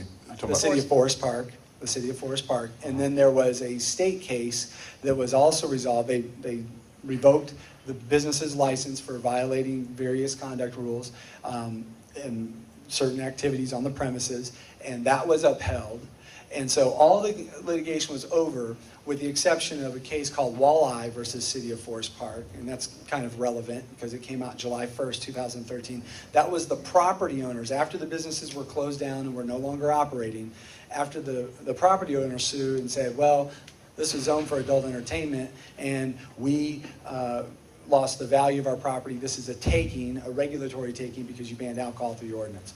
The Georgia Court of Appeals, in a published decision July 1st, 2013, rejected that claim and said, there's no taking. First of all, there are other economically beneficial uses of the land, and moreover, you can actually use your land for an adult entertainment establishment. So you can go out and find a tenant that would do adult entertainment at the site, but just comply with the rules. And so, to your question, Bates, I think the answer is that might be on appeal to the Georgia Supreme Court, but they cited the Marietta case from 1997, Gold Rush 2 versus City of Marietta, which upheld Marietta's proscription, just like the one in the Brookhaven Code and in Johns Creek and all these other cities, that prohibits alcohol combined with adult entertainment. So I think the litigation is basically over from the business. The landlords might appeal that to the Georgia Supreme Court, but all that has been resolved in the favor of the city of Forest Park. But the club itself is closed, is that correct? That's correct. Because I thought I saw a for sale sign there. Yeah, recently. that's correct. Okay. So Scott, We're having to extend time on this. We'll extend time for both ends. So this right now is just your staff presentation. Oh, okay. Scott, Yes. because you said DeKalb County has the same, basically, ordinance that has the same ordinance we have, Right. how did they get themselves into this pickle where they've got 10 clubs now they had to put under a grandfather clause? I can't purport to explain how or why DeKalb County has done that or anything like that. I don't know. I wish there was an easy explanation. I know that they were sued on a number of fronts. They had a lot of litigation, and so they entered global litigation with 9 or 10 businesses that said, you pay us some money, we'll let you ignore our laws. But those laws are still on the books. In fact, I think there's a provision in the settlement agreement that says, only we get the benefit of this monopoly. And obviously that wouldn't fly if a new business came. Why hadn't it been challenged? Possibly because there's already 9 or 10 establishments in the county, but when you have a new business open up and you would try to apply your secondary effects rationale to prevent new businesses, I think they would be in a pretty tight pickle then to say, well, we're letting 9 businesses do it, but we're not going to let the 10th business do it. In fact, that's exactly Joelner versus Village of Washington Park. So that's the example I was giving you. So we keep hearing this term, grandfather. Why, and you're telling us we can't grandfather? Any business that is, grandfathering is a zoning term, any business that is lawfully operating from a zoning perspective in their present location is grandfathered. Because that means you're allowed to continue a lawful non-conforming use. But on conduct regulations, that's not a grandfathering context. And the courts have said, what's good for the goose is good for the gander. All of them have uniformly held that prescribing alcohol in combination with adult entertainment is a sound regulatory rationale based on innumerable cases, going back to 1972 in the U.S. Supreme Court. Scott, let me ask one question about the ordinance that we have. If the city of Brookhaven were to come up with a settlement agreement similar to what DeKalb County had, and you say that would potentially put Brookhaven in danger of having an ordinance struck down because of the case you just cited about equal protection and not allowing those future places. At that time, would the city not be able to enact an ordinance if an ordinance was struck down at that future date? What specific If- ordinance if- are you talking about? If the ordinance we have on the books Which one? were to be struck down, the City of Brookhaven ordinance. You mean SOB the ordinance. sexual and ordinance. business licensing ordinance, the alcohol ordinance, or the zoning ordinances before you tonight? All of them. Okay. All of them. Okay. And a settlement were put in place, then you've said that a new business could come in and strike down our ordinance because of the issues and the cases you cited. At that point, would the city not be able to create a new ordinance that would address the issues, in the future? The from city there? could create a new ordinance, but I'm not sure what the ordinance would say. Would it say that the pre-existing business gets to sort of ignore the law and the new business can't? No, I mean, an ordinance that would be upholdable. So the danger is you've got, let me just use the example of DeKalb County. Okay. So let's say DeKalb County has a new place that opens up, and they come in and they prove that DeKalb County's ordinance is not upholdable. They can't have 9 without the 10th, so they have to allow the 10th to come in. Mm-hmm. At which point, DeKalb County, would they not be able to provide an ordinance that says, look, obviously we've left the barn doors open, let's address this issue and create an ordinance that's really not going to allow new places from coming in? You can't say, I don't think you can say new places, that's the whole, Yeah, it's you it's can't. places. No, It's, no, that wouldn't work. because you're doing the same thing you said before when I asked that question.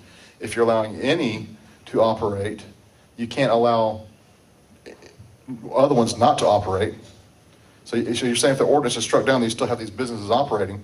You Right. can't then say nobody else can operate because you're allowing them to, the existing ones to still operate. Either you have the ordinance or you don't have the ordinance is what I think.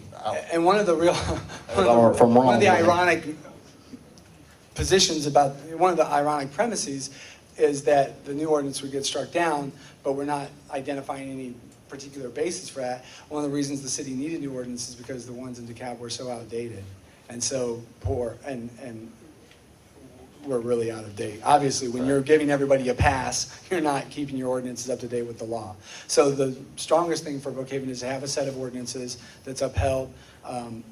We put a dispositive motion before the court, a motion to dismiss, where we'll be submitting proposed findings of fact and conclusions of law on Tuesday. It may not resolve the entire case, but the fact of the matter is, for the control of secondary effects, the ability to control how and where and when new adult businesses that would seek to locate in Brookhaven in the future, including one that's operating in violation of location standards right now that's new since the city started, and for the long-term goals of the city for good, orderly, and strong economic development, having a solid ordinance, especially one that's upheld in court, is the city's strongest policy.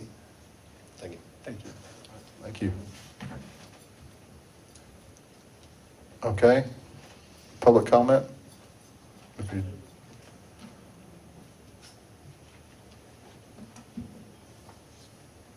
Daniel?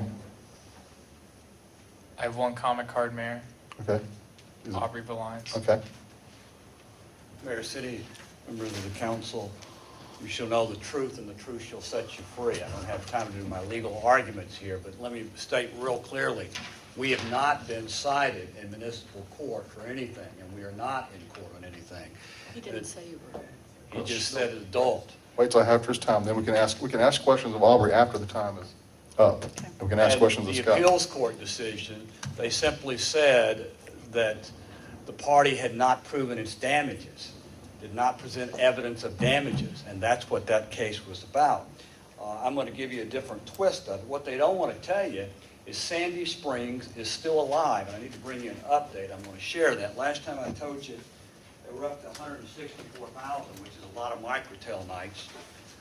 They're up to, I was wrong, it's 211,073, which is kind of what I told you I thought they would end up at. Those clubs are still in existence. That lawsuit is still in existence. It hasn't solved anything. Almost the same lawyers are still involved in that. The same issues, of course, I've been added for this case, but the same issues are involved. It is still going on. Some of the differences is the Pony has a better record, a much better record, and we have a lot more money. We have a lot more money. It's not going away. It's not going away after they rule on this motion to dismiss, because we're going to win that. And then you're going to have motion for summary judgment. You're going to have depositions. The issue has always been the same. What do the constituents of Brookhaven want? Do they want you to put the Pink Pony out of business by saying you can't have nudity and you have to dance on platforms and all that? Or do they not? You've had a group of lawyers come in and say, you must do this to protect the city. Bull. You ask good questions, Mayor. Since 1992, there have been no new adult licenses. Don't you think that if it was so easy to come in, there'd be new adult licenses? The agreement with the county has worked.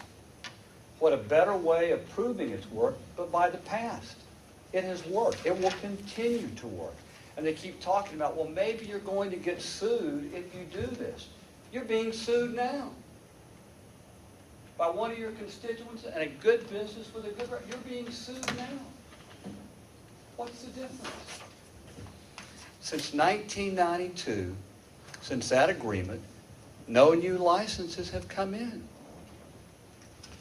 You don't need to look at Amarillo, Texas, or San Diego.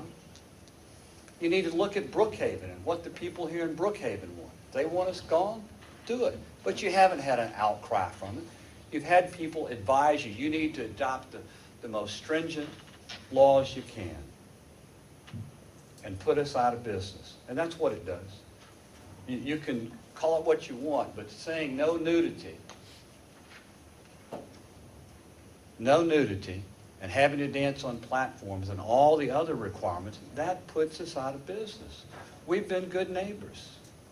We've been good neighbors. That's my presentation. The rest of it will be in court. Thank you. I'll be happy to answer questions if I can. We've got to wait till the public hearing portion is closed, I think, and then we can ask questions. All right, anybody else? Mayor Davis, I have no more comment cards on this. We got one right here. Okay. Thanks, sir. Jim McKenzie. Address? 3110 Dixon Street, Northeast. All right. I may not be as well-versed as many of the attorneys that have come up here, but I can also get extremely passionate, as one of the council members knows firsthand. I would have to agree, because my information is coming from letters to the editor. I'm not seeing any negative things about this club in letters to the editor. They're saying, let it alone. That's one. The second thing is, and I appreciate your comments, Mr. Mayor, because I think they were very pointed and they were to the point. The grandfather situation, that can be solved. And I think it can be solved by the application has got to be approved every year. It has not been done by DeKalb County, has been pointed out before. If that grandfather application is approved every year, if a second entity comes in, then it says, oh, you're absolutely right, that's the code. We have to go back to ground zero, and we say we're not going to approve the grandfather clause for the next year. That takes care of item number one. And the second thing is that was brought out, and I'm a little upset about this, that a second business has opened up in Brookhaven for sexually oriented. Didn't that applicant lie on his business application? At that point, he should be shut down. It has nothing to do with what we're going on at this point. That's it for me. Thank you very much, Mr. McKechnie.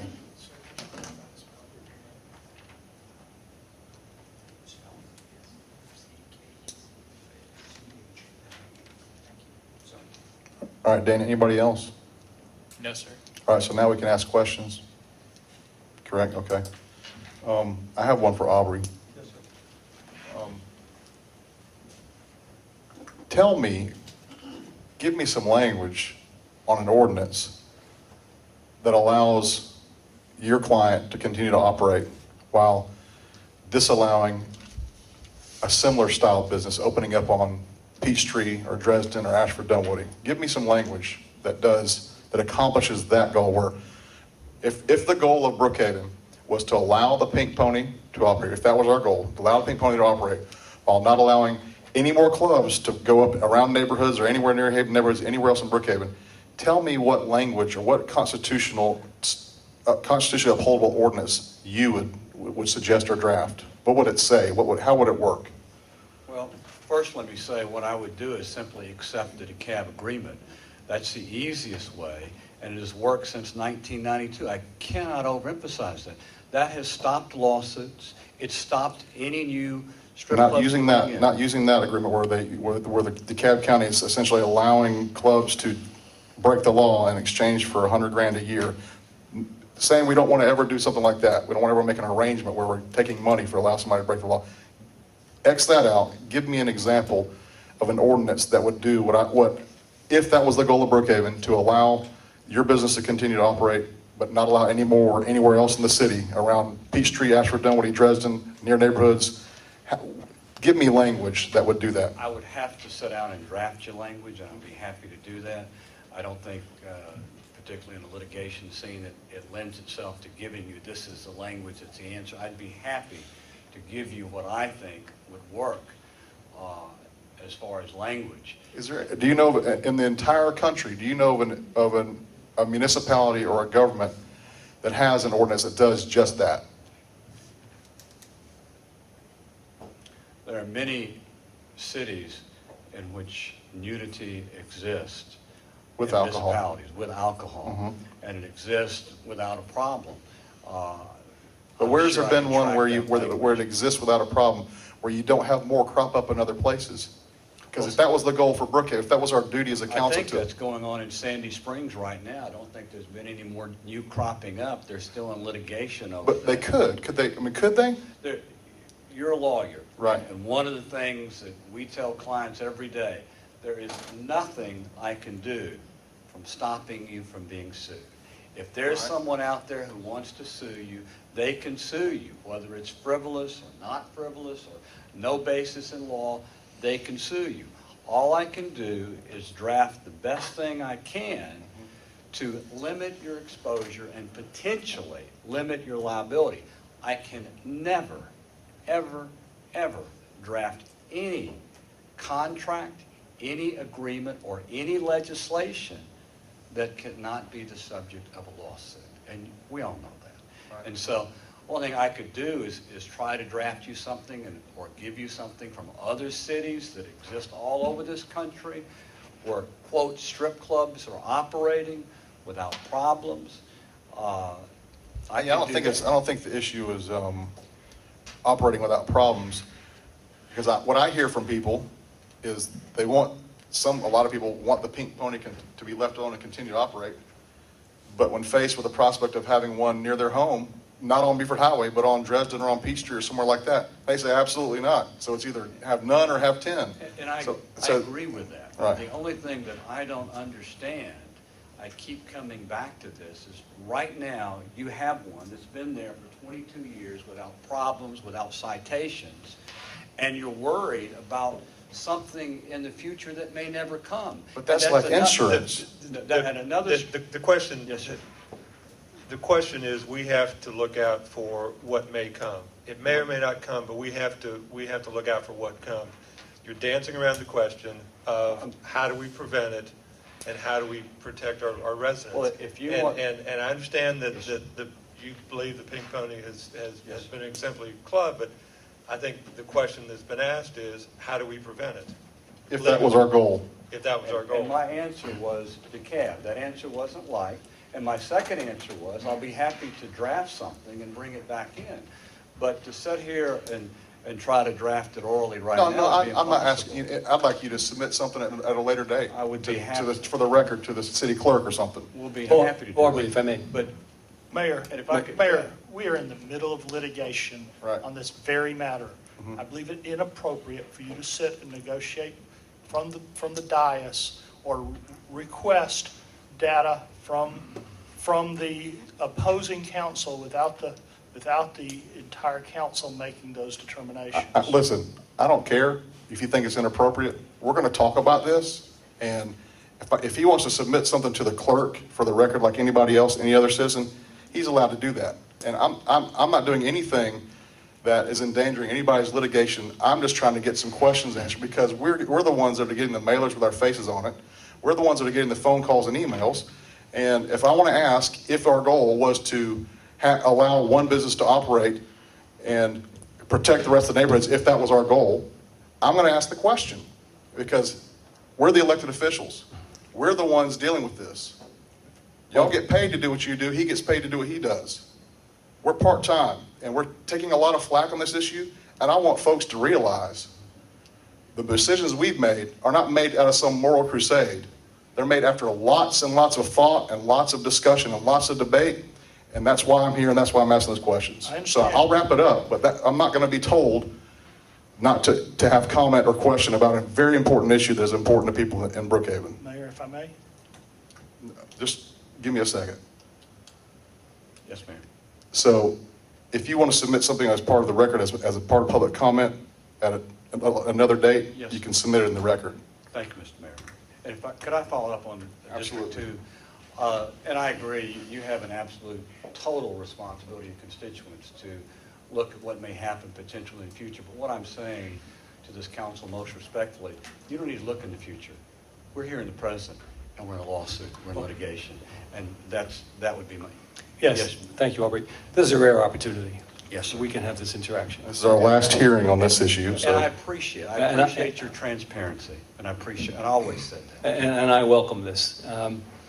This is a bedroom community, so this is the issue as I see it. The issue really isn't the Pink Pony, it's Brookhaven. I agree. Okay, and unfortunately, there may be a fallout here for the Pink Pony if this follows through. But my question to you is, we look at situations like Myrtle Beach, where you have an establishment come in, and then several follow after that based upon them being there, and that original establishment ends up going out of business. But they're stuck with, 9, 10, 11, whatever it is, establishments that that there's an uprising in the community out there right now, and there's actually votes going on to get this council up there to face the issue. They've been denying that. Here we are now, if we take the character of our city, we are a bedroom community. We as council members have the responsibility to say, what's going to happen next year, 5 years, 20 years down the road? You're saying, okay, well, nothing happens. Nothing has happened. There is no guarantee to that. You can't guarantee that. You can't guarantee you're going to be around in 10 years. But the precedent exists where we could be duplicating what happens in Myrtle Beach. That's the pressure that we're faced with. It's really not so much the Pink Pony. It's what's in the best interest of Brookhaven. I agree. It is in what's in the best interest of Brookhaven. And I also agree that the future is promised to no man. No man. But at the same time, there are other cities that exist with adult entertainment that don't become Myrtle Beach. And that doesn't occur. I realize that there's much going on in Myrtle Beach right now. We have a club down there. And I noticed that though they've rejected the chance to have the most stringent of laws and end up in litigation. But what I do know right now is we've tried to be good neighbors and will continue to be good neighbors throughout this process. But you can't guarantee that anybody else will be good neighbors. No, sir, I can't. Right. But I think it's like insurance, isn't it? When you pass ordinances to protect you, I mean, if they get tested, they do. If they don't get tested. But you can't drive around your car without insurance. But I think you have insurance. I just think you've rejected the insurance you had in the past. And that's where we would differ, and respectfully so. I think you have insurance, you just want different insurance. And that's where we would disagree. Thank you, Aubrey. Thank you very much. Scott, do you have anything you want to?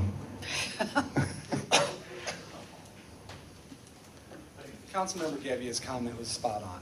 In 1998, the Pink Pony opened up in Myrtle Beach, South Carolina. They sued the county in 2000. They entered into a settlement agreement, and then everyone that came along later for more than a decade wanted the same settlement agreement. And county had no rational distinction between one club and another club. So say that again. Tell me, give So us a little backstory on what happened in They settled with the Pink Pony in the year 2000. City of Myrtle Beach, or No, Myrtle Beach County, Myrtle County. Horry County, Horry County, South Carolina. Saying what? Basically exempting them from the requirements of their adult entertainment ordinance, okay? Right. To settle that litigation. They now have 10 sexually oriented businesses, none of which are in compliance with the law. Were they there before? Most of them not. Some of them, yes. But here's the problem. They have new strip clubs and adult bookstores, some operating as close as 160 feet from people's single-family residential homes. And right now, I am defending the county in litigation against club number 11, the Gold Club. There's already a Gold Club 1. They want to open a Gold Club 2, and that also, like Gold Club 1, is too close to residences. And now they're defending themselves in federal litigation on why are all these other people getting this treatment and we're not. And they're 13 years down the road, and they're settling something that could have been resolved 13 years ago. To say it won't happen is ridiculous, whether I can take you to El Paso or Myrtle Beach or where have you. The second thing that you need to understand, and I've kind of been letting this slide, I mean, we got the slides up there, we got the documents Right. in the record. You've had them since December 22nd, 2012, that meeting that was held at the other center on Saturday. I remember it vividly. Clearly, yes. Yes. But basically, I gave you the declaration of Wayne Hobbs, who is the chief of police for the city of Forest Park. He testified about the negative secondary effects around the two adult entertainment establishments, the Crazy Horse and the Pink Pony. Explained Pink Pony South? Pink Pony South. 2 alleged rapes at the Pink Pony South. In one instance, a dancer alleged that she was raped in a VIP room. In the other instance, a dancer alleged that she was raped at a nearby hotel. But in that second instance, the allegation of rape turned out to be untrue and instead involved an instance of prostitution connected with the club. And she later claimed it was rape, but it was actually prostitution. They also included police reports as well as documentation from Guy Watkins, the private investigator, former GBI guy, who went in and documented not only the paid sexual contact, dancers putting their breasts in customers' mouths, allowing customers to touch their bare breasts and buttocks, allowing customers to insert their fingers into the dancers' vaginas. I mean, we don't have to get detailed. And he's complaining about having a stage. The reason that you're not getting citations in DeKalb County and they're such a clean club is they turned a blind eye. It's not that they agree to allow them to ignore nudity and alcohol rules, but they're in there citing them. DeKalb County's code has a 4-foot rule. They have a stage requirement. They're just not enforcing anything. And what Aubrey is telling you is we want no regulations. This whole idea about platforms and craziness. Every single federal court of appeals in the United States, as well as every appellate court in the United States that I know of, that has addressed a buffer distance between dancers and patrons, has upheld that law as constitutional. So the reason they're in here at every single meeting is because the codes that are on the books in Brookhaven and that are before you tonight are nearly identical and are identical in substance to what has been upheld no less than 5 times in the last 6 years by the U.S. Court of Appeals for the 11th Circuit. So you have a policy decision and you can make it. I'm not your policymaker. You guys are the policymakers. But I agree with Joe that what the city has to do from being on both sides of this coin, the before and the after, whether it's Myrtle Beach or El Paso here, if you have a strong ordinance and it's upheld in court, no matter what, and I think that is likely the outcome. It may not come at this extremely, this very early stage of motion to dismiss, but I think if this court follows the Georgia Supreme Court and or the U.S. Court of Appeals for the 11th Circuit, Brookhaven's ordinances will be upheld as constitutional. I'm confident of that. I can't guarantee it, but I'm confident of that because I'm looking at the last 5 cases from the 11th Circuit and the Georgia Appellate Courts. And then no matter what you choose, Brookhaven will be in the strongest negotiating position going forward. Why defend your ordinances? I mean, we got sued. What's the duty to defend it? I mean, because we get questions from people saying, why are you wasting money on litigation? I mean, every city has ordinances, and Aubrey was right. You can get sued for anything. The question is, what's your likelihood of success? If they really, my perspective on it is if there was a strong likelihood of success, if the law that was written for you, that we prepared in conjunction with the city attorney's office, had been struck down multiple times, They wouldn't need to come to city council meetings and lobby you for changes. They would go to court and win.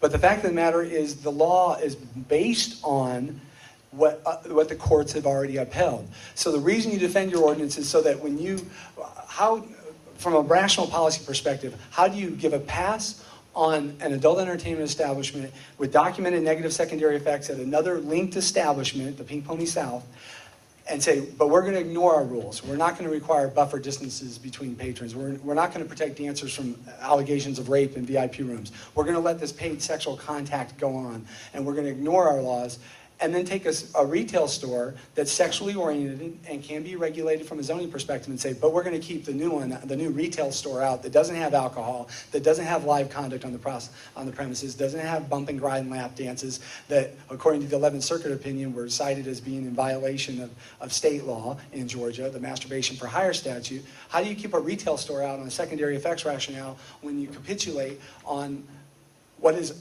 the most sort of obvious and gross examples of misconduct? Now, I'm not saying anything about Pink Pony in particular, but to say that what was documented as prostitution in Sandy Springs repeatedly and drugs in Sandy Springs, and what was repeated, this is in a court of law, documented in Forest Park, and to say that this one's different. Every single sexually oriented business we've ever litigated against said, we're different. You can't rely on those studies. And the reason that you're not seeing citations is there's been a truce, or more than a truce, an equity partnership between the county and these clubs for several years. So saying that there's no police presence there doesn't really seem to square. And have we delayed enforcement of our ordinance? Or, yes. So tell me about that. This whole, all that, the hundreds of thousands of dollars, by way of example, the Sandy Springs litigation was years old, 3 years old, before we got involved and updated the city's ordinances. But nevertheless, here's the interesting thing.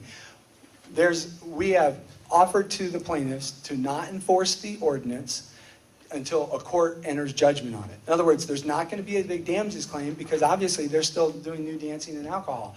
So we're not enforcing the ordinance we passed until the outcome of the litigation. That's right. So there's no downside damages risk because the city, although having up-to-date and state-of-the-art ordinances like all of the surrounding communities have, including DeKalb County on their books, has taken a conservative litigation, a risk-averse litigation provision by waiting until the judicial dust settles and they get approval of their ordinance from the court before they contemplate enforcement. And that's not unusual either. We did that in Louisville and other cases and in Daytona Beach, and those cases resulted in victories on similar ordinances. We've also gotten some content, I know all of us have, saying where it's a moral crusade, it's Bible thumping, it's religion injected into law. What does that have to do with our ordinance? How did any of this enter into any? Well, and I think I read that article and read the comments, and then someone who was defending the city's policy position said, they looked on my website and they, ad hominem attacks. Logic 101 is when you start hearing ad hominem attacks, you know this from being in political campaigns, when you start hearing ad hominem attacks, it usually means that on the substance, on your policies, they don't have good arguments. And that's really what that is. But you can scour the ordinances, you can read the city's website, it's not based on morality. In fact, the Supreme Court of the United States has said you can't pass laws based on disagreement with the content of the message that is being conveyed in erotic entertainment. But you can do it to address secondary effects. And everything from day one, in these ordinances has identified those negative secondary effects as the basis for the policy positions that are in these. So you didn't get direction from us to do a moral crusade, or we injected morals into our ordinance, or talked about it, or even said. Absolutely not, and that's not a part. Not to say we don't have morals, but that's right. not the reason. But from a policy perspective, from a local government perspective,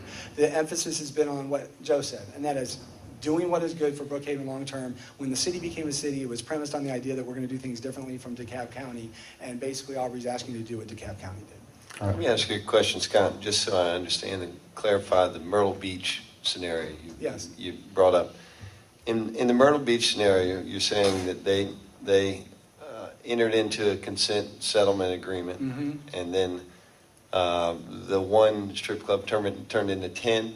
No, is that right? No, I think there were a couple, and I don't know the exact number because this was 15 years ago. So they said, we've got our couple and we'll enter in a settlement agreement with you, and then somebody new came in. That's right. And struck that settlement down and on Somebody on appeal new to came court. in and said, we want the same exemption and interpretation of your ordinance. Right.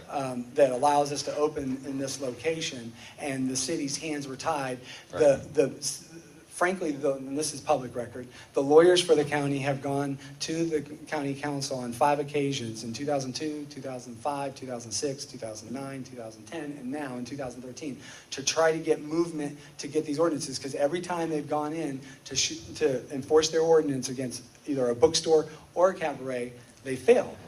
Right, and that leads me to a second question. Had the council or city ever acted on, once the settlement was struck down, had they addressed the issue of changing their ordinance or, making it something that is constitutionally upholdable? Had they ever done that?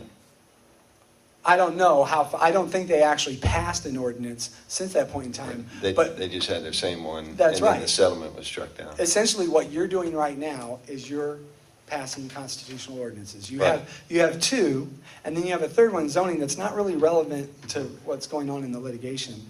And But- one of the follow-up question that I thought I asked earlier is there anything, and let's just use the Myrtle Beach scenario as an example, would there be anything to preclude the Myrtle Beach City Council from saying, look, we've had a proliferation in this, let's go ahead and adopt a rock-solid ordinance that's constitutional and upholdable, that shuts all these places down? That shuts all the places down? Yeah, that shuts them all down. I mean, would there be a way to enact a new law as a will of the people If you to got say, proliferation. Yeah, to say that- I'm trying to deal with your question, but. He's saying if your ordinance got struck down and you had this proliferation of 10 clubs, then could you then pass an ordinance saying, we're banning all these clubs? No. Okay. Well, No. We're taking their alcohol license. yeah, or just taking their alcohol license. Saying, just like we passed a law in the city of Brookhaven that said, look, here's a constitutionally upholdable ordinance, which we want you to abide by. In South Carolina, the state preempts all alcohol issues with some minor exceptions not involving the licensure of alcohol. In Georgia, you have a constitutional amendment that was adopted in 1994. Because this was a problem for cities across the state, they amended the Constitution to specifically allow cities like Brookhaven to adopt laws separating alcohol and adult entertainment, because there was a question about whether cities in Georgia had the authority to do that. That's what was upheld in the Marietta case. And all the So let's take that example I was using on Myrtle Beach and say it's Brookhaven. Okay. And say. You had 10 strip clubs. Well, let's say we have one. Okay. We had a settlement agreement. It gets struck down in court. If the city were to enact an ordinance that says, look, everybody's got to abide by law, obviously this settlement agreement we had was struck down. At that point, would the city not be able to enact a law that addressed the issue? I get what he's saying. I got it. And say, Yeah, the look, city has that never- obviously, we've done something wrong in the past. We've left the barn doors open. There's been a strike down of a settlement agreement. Now, we need to address this issue because there is the potential proliferation, and we don't want to be at Myrtle Beach with new places continuing to open up. Let's say this were way down the road, 10 years down the road, where we've got an entirely new city council and mayor. Would that elected body not be able to enact a law that basically closed those barn doors against any? I think I understand your question. It depends on the grounds in which the settlement agreement was struck down. And you asked Aubrey, or I think the mayor asked Aubrey, come up with a language that would do that, and he said I could draft it. And you weren't asking for an answer on drafting. You weren't asking him to type it on his computer right now. You're asking him just the substance of it. And I think there was no answer forthcoming. And so the answer to your question, Bates, is depends on the ground. I mean, you couldn't do something that was, if the settlement agreement was struck down, and I'm not sure what you mean by that. Just the same way that Myrtle Beach had a settlement struck down. That's Yeah, what I no, mean. the settlement wasn't struck down. The settlement was used, the settlement with the Pink Pony was used by subsequent clubs to basically sue the city saying you're not giving We them the want same it to. deal. Okay. We want Yeah, it to. Right. that's right. So at that point, it just seems You could logical do it- that an elected yes. body would be able to say, look, we obviously have a hole in our ordinance that we need to address. Can we not clean this up? You could always adopt a new ordinance in the future. Nothing binds your legislative ability Right. to do that. The problem Okay. is, while an ordinance is struck down, you're left defenseless, and so they can Sure. go wherever they want and be grandfathered. But in that case, we would be right back where we are today. Right. Where we'd be in litigation with enforcing a new ordinance.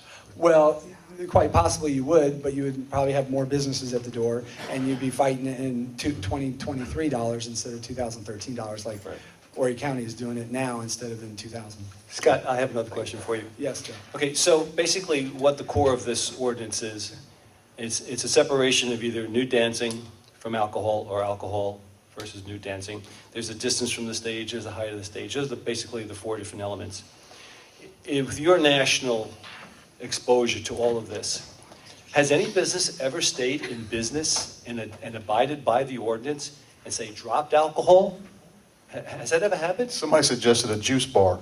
And there are juice bars around the country.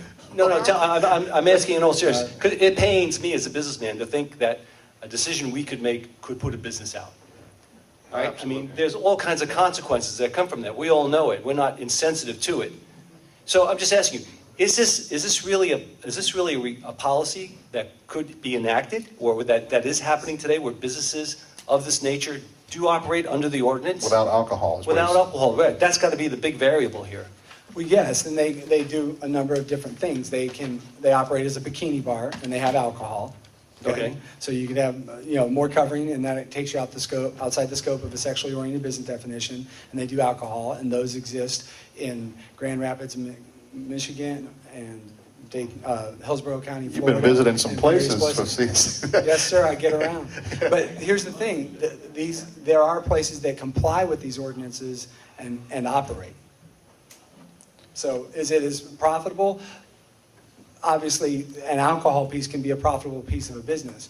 However, the courts have said that that's also the one that provides the combustible combination for secondary effects. Gotcha. Can we redirect questions back to Aubrey?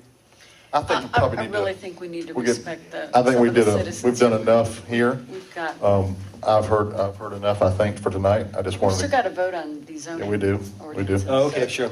All right, so we appreciate you, Scott, and the way you've always carried yourself. Robert, we appreciate you and the way you've always carried yourself. And this is obviously an extremely difficult issue that wasn't taken lightly by this council. We have deliberated over this when the ordinance was adopted. We have done other things in Brookhaven besides deal with this issue. And we do have a police department, and we do have a public works department, and a community development department. We just adopted the stormwater management. We're taking over the parks next week, so the criticism that we're focusing on the wrong things, or we haven't been focusing on anything else, I think is laughable. So we've gotten a lot of work done. This is just one of the many things we've had to do. We don't like spending time on it. It wasn't something that any of us campaigned on. And this is the last hearing on this issue. I don't think we have any more ordinances coming up on this. So I think, it was good for this evening to have this open discussion about it because it's important. All right, so I think we had to amend the agenda. We're done with the public comment on that. Okay, didn't we have, it was consent agenda. So we need to close the public hearing. It's closed. All right, we can go over the consent agenda, and we needed a motion to amend the consent agenda to add number 4 to the resolution on the speed detection device permit. Do that now? Mr. Mayor, I was just going to, if you want to go ahead and ask for that motion, and then if you could go back up to item E, beginning with your remarks, and we still have public comment for item G. Oh, I'm sorry. I was looking. Thought we'd already gotten to G. Right. Apologize. Opening remarks. September 4th, Megan, is that right? Correct. We have a food truck event here in Brookhaven. On to other business. We have a food truck event at Blackburn Park. It's at 6 o'clock, 5 o'clock. So how many food trucks we're going to have?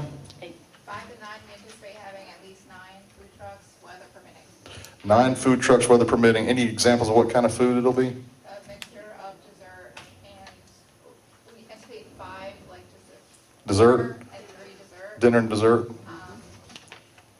Is there alcohol? No. French fry minutes. French fry minutes. Yes, so, What was the time on that again, Megan, please? 5 to 9, 5 PM to 9 PM. weather permitting. on Wednesday. And 9 trucks. And please bring blankets and chairs. Blankets and chairs, okay. All right. That's my announcement. Agenda announcements. Yes, Mr. Mayor, that we need to amend the agenda to add the fourth item Right. under the consent, as well as adding an additional item number 4 under new business, to authorize for contract for services for maintenance and repair, and to authorize the mayor to execute quitclaim deeds. Okay. So we need to amend the consent agenda first? Yes. And then those other? And then there's that Is there a other motion item. to amend the consent agenda to provide for a resolution for adoption of the speed detection device permit? Mr. Mayor, I move that we amend the agenda to include a resolution to adopt the City of Brookhaven Police Department to utilize speed detection devices. Is there a second? Second? Any discussion? All in favor of amending the agenda as so stated by Councilman Madison, signify so by saying aye. Aye. All opposed? All right, the agenda is amended. What were the other two, Marie? They were under new business, Mr. Mayor. One was to authorize, to grant authorization for contract for services, professional services for maintenance and repair of our parks. And that is on a month-to-month basis, beginning September the 3rd and ending no later than December the 31st. Is there a motion? I will move to amend new business to include a contract for services for maintenance and repairs starting September 3rd and going no later than 12/31/13. Second? Seconded? Any discussion? All in favor of a motion as stated by Councilman Gebbia, signify so by saying aye. Aye. All opposed? Is that what you needed, Marie? One more item, Mr. Mayor, also to amend the agenda, which would now be item number 5, to authorize the mayor to execute quitclaim deeds for the purchase of the parks. Is there a motion? I move that we authorize the mayor to sign for quitclaim deeds in the buying of the parks. I think we're actually amending the agenda to Allow that. allow that. Okay, I move that we amend the agenda to allow the mayor to sign contracts on the Quitclaim deeds. quitclaim deeds for the parks. Is there a second? Second. Any discussion? All in favor of amending the agenda as stated by Councilwoman Williams, signify so by saying aye. Aye. All opposed? All right. Any other amendments, Marie? No, sir. So we're back to We are now back to public comment. public comment. All right, public comment section is open about anything that's on this agenda. Correct. All right. Anybody have any comments? Come on down. Mayor Yeah. Davis, I have some cards here. Oh, I'm sorry. Go ahead. We got the cards first. Bob Lunston. Bob Lunston. Did he bail out? Yes, He couldn't handle it. That's exactly what his words were to me. He was surrendering. Good, right. Bob Lunston's chief, Lane Bower's chief of staff. We thank him for being here for whatever he was here for. Just thank you for observing. Our next card, Jim Harvey. Jim Harvey, Mr. Harvey. Tim Harvey. All right. Excuse me, sorry, sir. Mr. Mayor, while he is coming up, if I could just make a statement for you all, because I know Sure. I've shared this with some of you regarding Mr. Lunston. He has just been of great value and help to the city of Brookhaven as we have finalized these last few weeks on access into the parks, access on the grounds and the facilities, and also helping us move some contracts through the law department for our city attorney in regards to some grant funds that we're working on with the county. So I'm sorry he's not here to hear that, but I just wanted to publicly state how much I appreciate the relationship we have with him and Ms. Boyer's office. Thank you. I concur. Yes. All right, Mr. Harvey. Hi. It's great to finally actually make it to a meeting, and just want to say I'm a homeowner, business owner here in Brookhaven. Been here quite some time. You know, I voted for you guys, or for the mayor, and I voted for my council person. You know, what I'd like to see is us really focusing on what's going to grow our city and not try to take things out that have been supporting our city. I think we've had a long discussion about that in terms of, you know, I had an incident with my wife this past Thursday, where Mr. Mayor had actually picked her up, was coming back to bring her car when something had happened to it, and he had to stop. She had to sit there in his truck while he blocked the road and helped to direct traffic, and the ambulance got there, the fire department got there, and then Brookhaven finally got there, and I think it was about 49 minutes. It's almost an hour to respond to something on Ashford Dunwoody Road, which is right in the middle of everything. And from what I understand, it was an accident with injury, so I'm pretty sure those are pretty serious in terms of our response. So I'd like to see us focusing on things that will build up our coffers to be able to have more police in our neighborhoods and not taking things out of our tax base, such as businesses and whatnot, that can help us out with that. To that, I would say leave the Pink Pony alone. They've been here for a long time. They've established themselves as good community people, and something about what the lawyer was saying about having these secondary effects and whatnot. To me, it's like saying, that pit bulls are going to bite you, and that every pit bull is going to bite you eventually. And what about pit bulls in the future? So we got to get rid of all the pit bulls. That just doesn't make any sense to me. We all know that they're loving and wonderful, wonderful dogs, and that if you train them, or if you're a bad pit bull to begin with, then yes, it's going to bite. And some of these clubs that are coming, that might want to come in, yes, they might be bad. Well, then, get them out with by legal means and not taking advantage of somebody who has been here, has been a good resident. Last thing is, I've understood that there might be some privatization of the garbage services, costing us more money and then also providing us less services. The county has a great track record of taking care of these kind of things. Let's leave it alone. Let's focus on the other things, like we've said, and all the wonderful things that you guys have done, not just about pink ponies and about other little things around. You guys have done a lot. And let's focus on getting those things and moving those things forward, not adding more stuff that we really don't need to focus on. Thank you, Mr. Harvey. Next. Ronnie Mayer. Ronnie? Y'all have lost about 8 people here tonight while y'all have wasted my time and their time. They left and they had their opinion to say. I haven't had my blood pressure medicine tonight, so if I pop my top, it's because I hadn't had my blood pressure. Let's get a second opinion. It makes me sick to see this going on. The money we're spending makes me throw up. The money just standing here, listening to this attorney back and forth and talk about Daytona. You go to Sandy Springs, open your eyes up. There's a McDonald's store right across from the strip club. That McDonald's has got kids in there, and everybody's happy. You don't want to go there? Don't go. He says, oh, this had a Daytona Beach. We don't have a bike week here. We don't have a million Harley guys having to hit them in the head to get them out of the club. This is the Pink Pony on Buford Highway. It's been here for years. Y'all ran on parks, permit, and police. We had a gentleman last week in Drew Valley, and this is no reflection on our police department or the chief. They are doing a great job. I told all y'all to begin with, 75 police officers. Well, we paid him tonight to sit here in that $1,000 suit. You could have already bought 4 more police officers out here on the beat. If that had been your wife in that wreck the other night, you'd have had to have a blood pressure pill. I sat there for 49 minutes, and again, I'll reiterate, it's not the chief's fault, okay, or his officers. You don't have enough. So instead of wasting our tax money on this crap, let's leave it alone. Let's leave the garbage alone, permits, police, and parks. You haven't even opened the parks up. Let's leave a little energy here. Let's put it into the parks.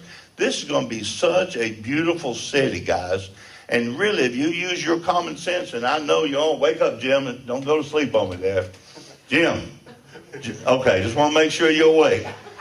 I know you've heard it before, but you're going to keep on hearing it. I love you, all my friends, but I'm telling you, if you go to Dresden Drive, we're not going to have a pink pony there. There's enough churches there. If you go over there where you live, if you figure out where the churches are, you can't open up a pink pony next to a church. So drive down Dresden Drive, and you ain't going to have a pink pony there. So how about down here? The Salvation Army is a big church. They don't have a problem with the pink pony. So why can't we do that square there? Let's get a secondary opinion. You got one of the greatest lawyers in Atlanta, Mr. Doug Dillard back there. Why can't we hire his firm to give a second opinion instead of wasting all of, I own 8 pieces of property in this city, 8, that I pay taxes on. And just because you see the t-shirt and the blue jeans, I am not stupid. Let's use our noggins that we have here, okay? And let's make this work here. And if I have to bring 300 people down here to tell you leave the pink pony alone, they'll do it. They will do it because people are frustrated that y'all are spending our tax money. You didn't run on closing down the pink pony. Parks, permit, and police. We need 20 more officers. This tax money from the pink pony will pay for that. And if you don't want to go to pink pony, it's not the moral majority of every little town. He spends some good taxpayers' money going around everywhere. Let's concentrate on our city of Brookhaven. And if we're going to spend some money, I want some money spent on a second opinion, just not a buddy-buddy of the city attorney. Thank you. Thank you. Chief, an accident on Ashford Dunwoody, 49-minute response. I don't know if that's what happened when the police were called. Are you aware of what this is? Or I mean, because it seems I know there's police officers on Ashford Dunwoody and for 50 minutes to get to. I mean, I don't know if that's. Could you just give me some opinion? Saturday night, I know we had a bunch of accidents with injuries and trees down and roads blocked and traffic control all over the place, along with alarms and everything else. So I'll look into that one. Thursday. It's Thursday. Night? Thursday night. Okay. All right. Sir, the police were called. Were they called immediately? I called them, and I called Rankin Chatcom, and I immediately said, Brookhaven. It's not a reflection on the chief. So it might be the case where we didn't get the call, which has happened. No, you got the call because I was sure to tell them that I had the injury. Just because you tell them that doesn't mean that because this happened. I went into Brookhaven, and I talked to the dispatcher, and that's just like the person in Drew Valley last week. They had a problem with the guy across the street from him. He watched this guy for 17 minutes walk through Drew Valley up to Buford Highway, and I think, but it was being dispatched by DeKalb County. But like I said again, it's not a replacement. Okay, I'll just real quick. I know that we've had a couple issues with DeKalb County Dispatch not dispatching Brookhaven officers, but calling DeKalb officers. I know we've had that issue. Could you explain what that is, Chief, when that happens? Yeah, there still are a couple of DeKalb officers still working in private security for some of the departments. I believe the one Mr. Mayor was talking about, dispatch got a call from a resident or whatever, complaining about noise, and the guy's walking back and forth. Instead of calling our officers or dispatching our officers, they contacted the off-duty DeKalb officer that was working security there. We knew nothing about it. So that wasn't a case of us not having enough officers. It was just that our officers never got a call. In that instance, correct. Correct. All right. Thank you. We have asked them not to do this, correct? Right, we cleared it up that night. We will be dispatched on every call. Hopefully. Mr. Mayor, can I make one Yes. comment regarding that night? And certainly, any citizen that needs help, we want to respond. And the chief and I had a brief conversation about that time period in which to react and respond and get there to the scene. Part of the problem, and the chief will investigate and he'll report back to me, and I'll share that with you all, but part of it is I think we need to keep in mind that we had storms, we had trees down, we had traffic, and those officers were stuck in traffic and trying to move along just like every other citizen that got caught in that storm and that weather event. And part of it is just that. That's part of what was happening that evening. And we have an excellent response time. We prided ourselves on that. But sometimes conditions are such that it's hard for the officers to move any faster than who is in front of them or who is behind them or who is stuck on the road because a tree is down and they can't move forward. So he'll look into that, and we'll discover what the issue is. And unfortunately, we had a weather event and we were all trying to All right. I'll say this. I've gotten more than a dozen emails, Facebook contacts, phone calls, texts from people who have been in accidents and have called me just to say thank you about how quick the police got there, and about how caring they were and how they stayed with it. I've gotten nothing but rave reviews, and to hear this story, that concerns me. I want the chief to get with you afterwards if he could. Right, it's absolutely. And just to give the specifics of that, so we can make sure that we did everything we could on that night, and I'm sure the chief wants to find out about that. But that's really, I've never heard, in the 2.5 weeks we've been operating, I haven't heard anything like that before. It's always been very, very quick. So I don't want to say it was a lack of police officers, because I think I actually frankly gotten calls, we've got too many officers from folks. I see them everywhere. They're following me. Can you stop them from following me? You know, all this kind of stuff. So I really want to find out about that, because we need to make sure that if it was a dispatch problem, which it might have been, we'll handle it that way. Right. So thank you. Mayor. All right, Thank you for saying that, because my office has received nothing but praise Right. on our police department. Thank you. All right. Where were we? I have no idea where I am. Public comment on. Still have public comment. Anybody Yes, have more we public do. comment? Yes, sir. Yes, sir. Okay, who do we have? Catherine Bernard. Ms. Bernard?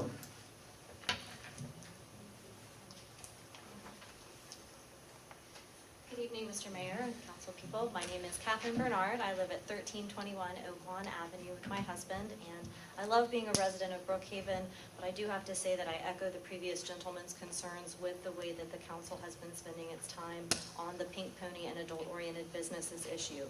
It's something that has gotten national attention. It's something that makes us look, frankly, backwards to people who have contacted me from other parts of the country regarding this. You know, I'm an Emory alum, so a lot of us grew up with very fond memories of some of the seedier parts of Buford Highway.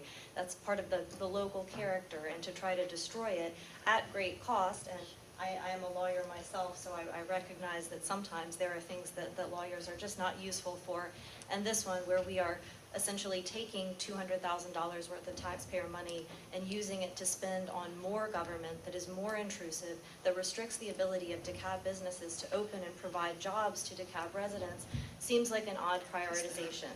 So I understand there are lots of other issues that concern the city government, and I look forward to getting more involved, but I didn't want to let this last public comment period expire without letting you know that I do agree with the gentleman back there that this is not what a new city should be spending its time on. Thank you. No more comments, Mayor. Okay. All right. Public comment section is closed. All right, consent agenda. Yes, Mr. Mayor, we have 4 items on the consent agenda. The first 2 deal with minutes reflecting meetings on August the 13th, both the work session and regular council minutes. Item 3 and 4 are related, the Georgia State application for a speed detection device permit, and then the resolution for speed detection devices, and this is on the consent agenda. Is there a motion on the consent agenda? I move that we accept the 4 items on the consent agenda. I second. Any discussion? All in favor of adopting the consent agenda signify so by saying aye. Aye. Aye. All opposed? Please enter that it's passed, the consent agenda. We'll be about another 10, 15 minutes. No announcements. I don't have any besides the food truck event, September 4th again. Megan, we'll get email. All right, thank you. Any reports, presentations? All right. Mayor. Old business. Old business, if we may, both items 1 and 2, if we could take those together. Those deal with Defer. RZ 1305, that's the rezoning for Century Center, and then annexation 13-01 is the annexation for Century Center, and we'd ask that you defer that, please. I'm going to move that we defer. Is there a second? Seconded. Any discussion? All in favor of deferring 1 and 2 on old business signify so by saying aye. Aye. All opposed? All right. New business. New business, Mr. Mayor, we have the first 3 items were those same items that we heard during our public hearing. Ms. Cannon is here to present regarding, first case is RZ 13-06. You did suspend your public hearing after you did open it and took comment.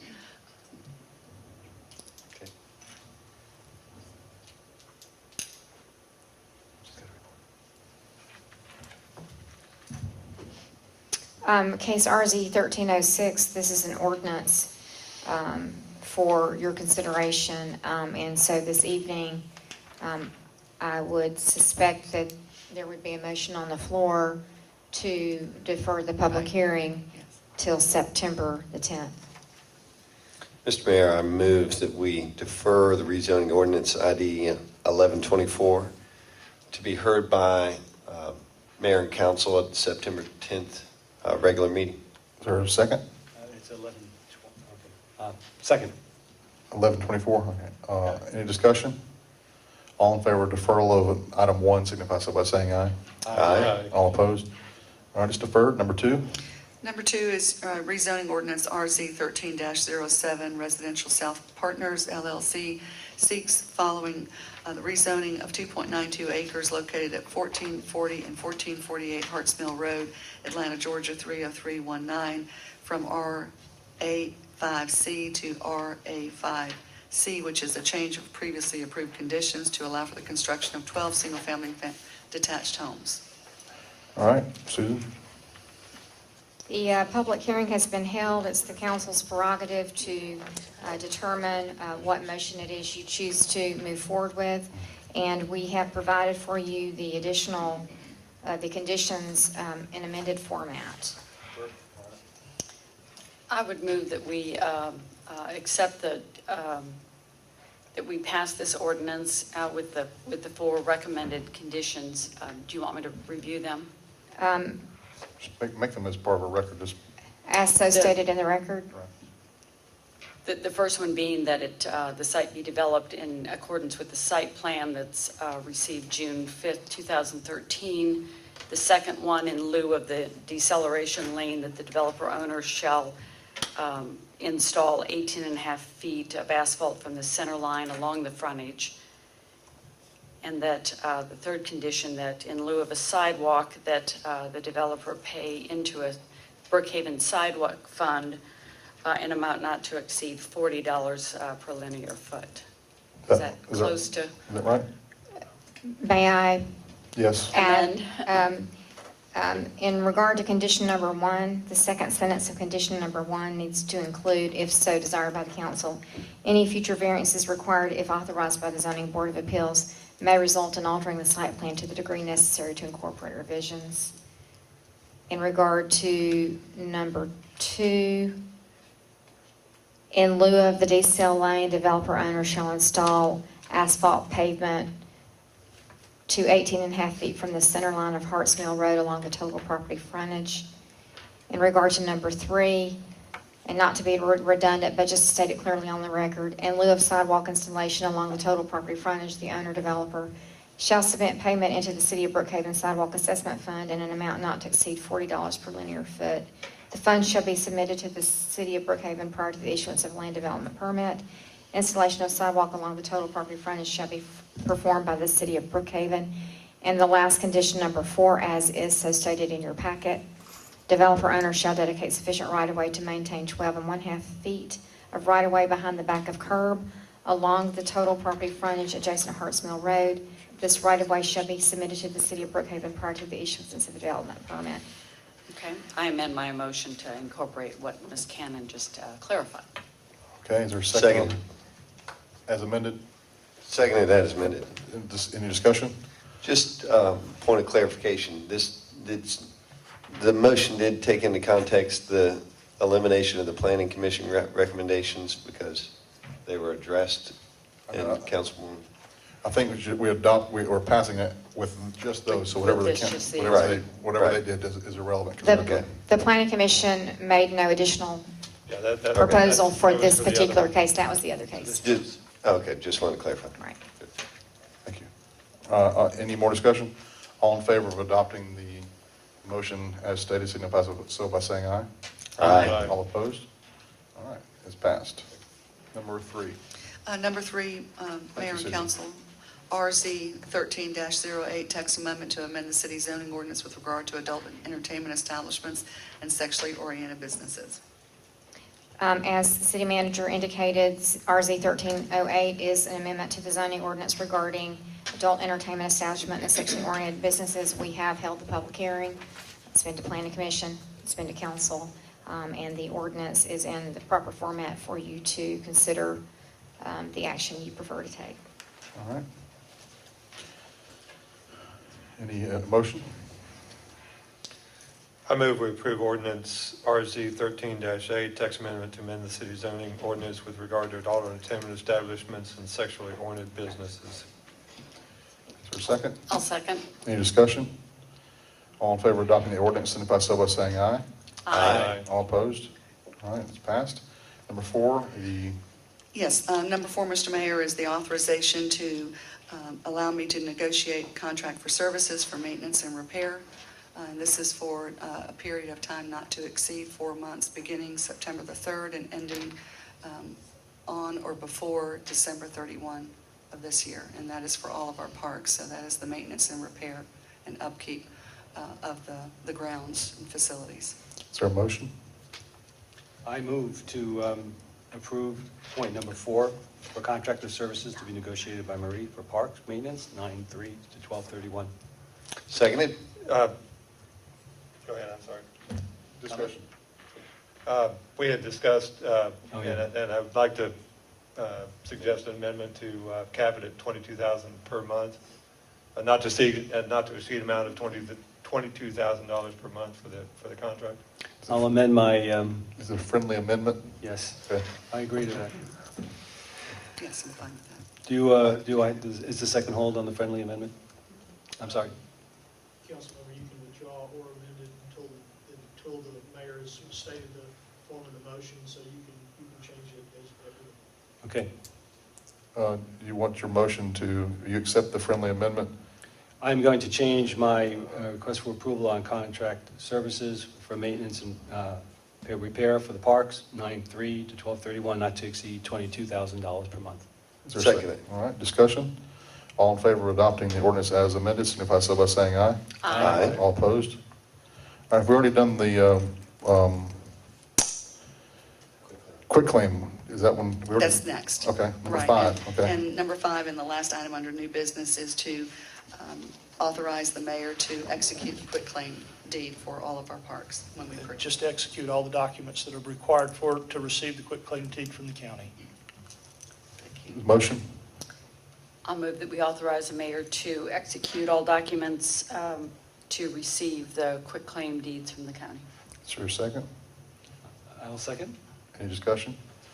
All in favor of adopting the motion as stated, signify so by saying aye. Aye. All opposed? All right, the motion's passed. No other business? Public comments, again? I have no comments, Mayor. No comments, all right. Anybody have any comments? I don't think this, if you want to make comments, go ahead. All right, public comment section is closed. Mayor's comments. I just want to, we've gotten a lot of, we get a lot of contact as elected officials, whether it's you're doing a great job, I don't like this, or you're wasting time here. It's appropriate to receive all that. But I have gotten some comments about people's taxes going down once they got their tax bill, their property tax bills. And so I wanted to say, keep those coming, because the evidence that we're receiving from folks, I haven't heard from one person who said my taxes went up. When you remember all the robocalls and the mailers that went out. If your assessment changed, that's a different story. If the county changed your assessment, we can't speak to that. But if you have the same assessment, I haven't heard of anybody saying their taxes went up. So I'm just I'm happy about that. And I would like to hear from the business community, about where their the business property taxes went. So we expected those to go down pretty significantly, and we want to hear from the folks on that. All right, is there an executive session needed? No, Mayor. Okay. Is there a motion for adjournment? Mr. Mayor, I move we adjourn. And I second. Is there any discussion? All in favor of adjournment, signify so by saying aye. Aye. All right, we're adjourned.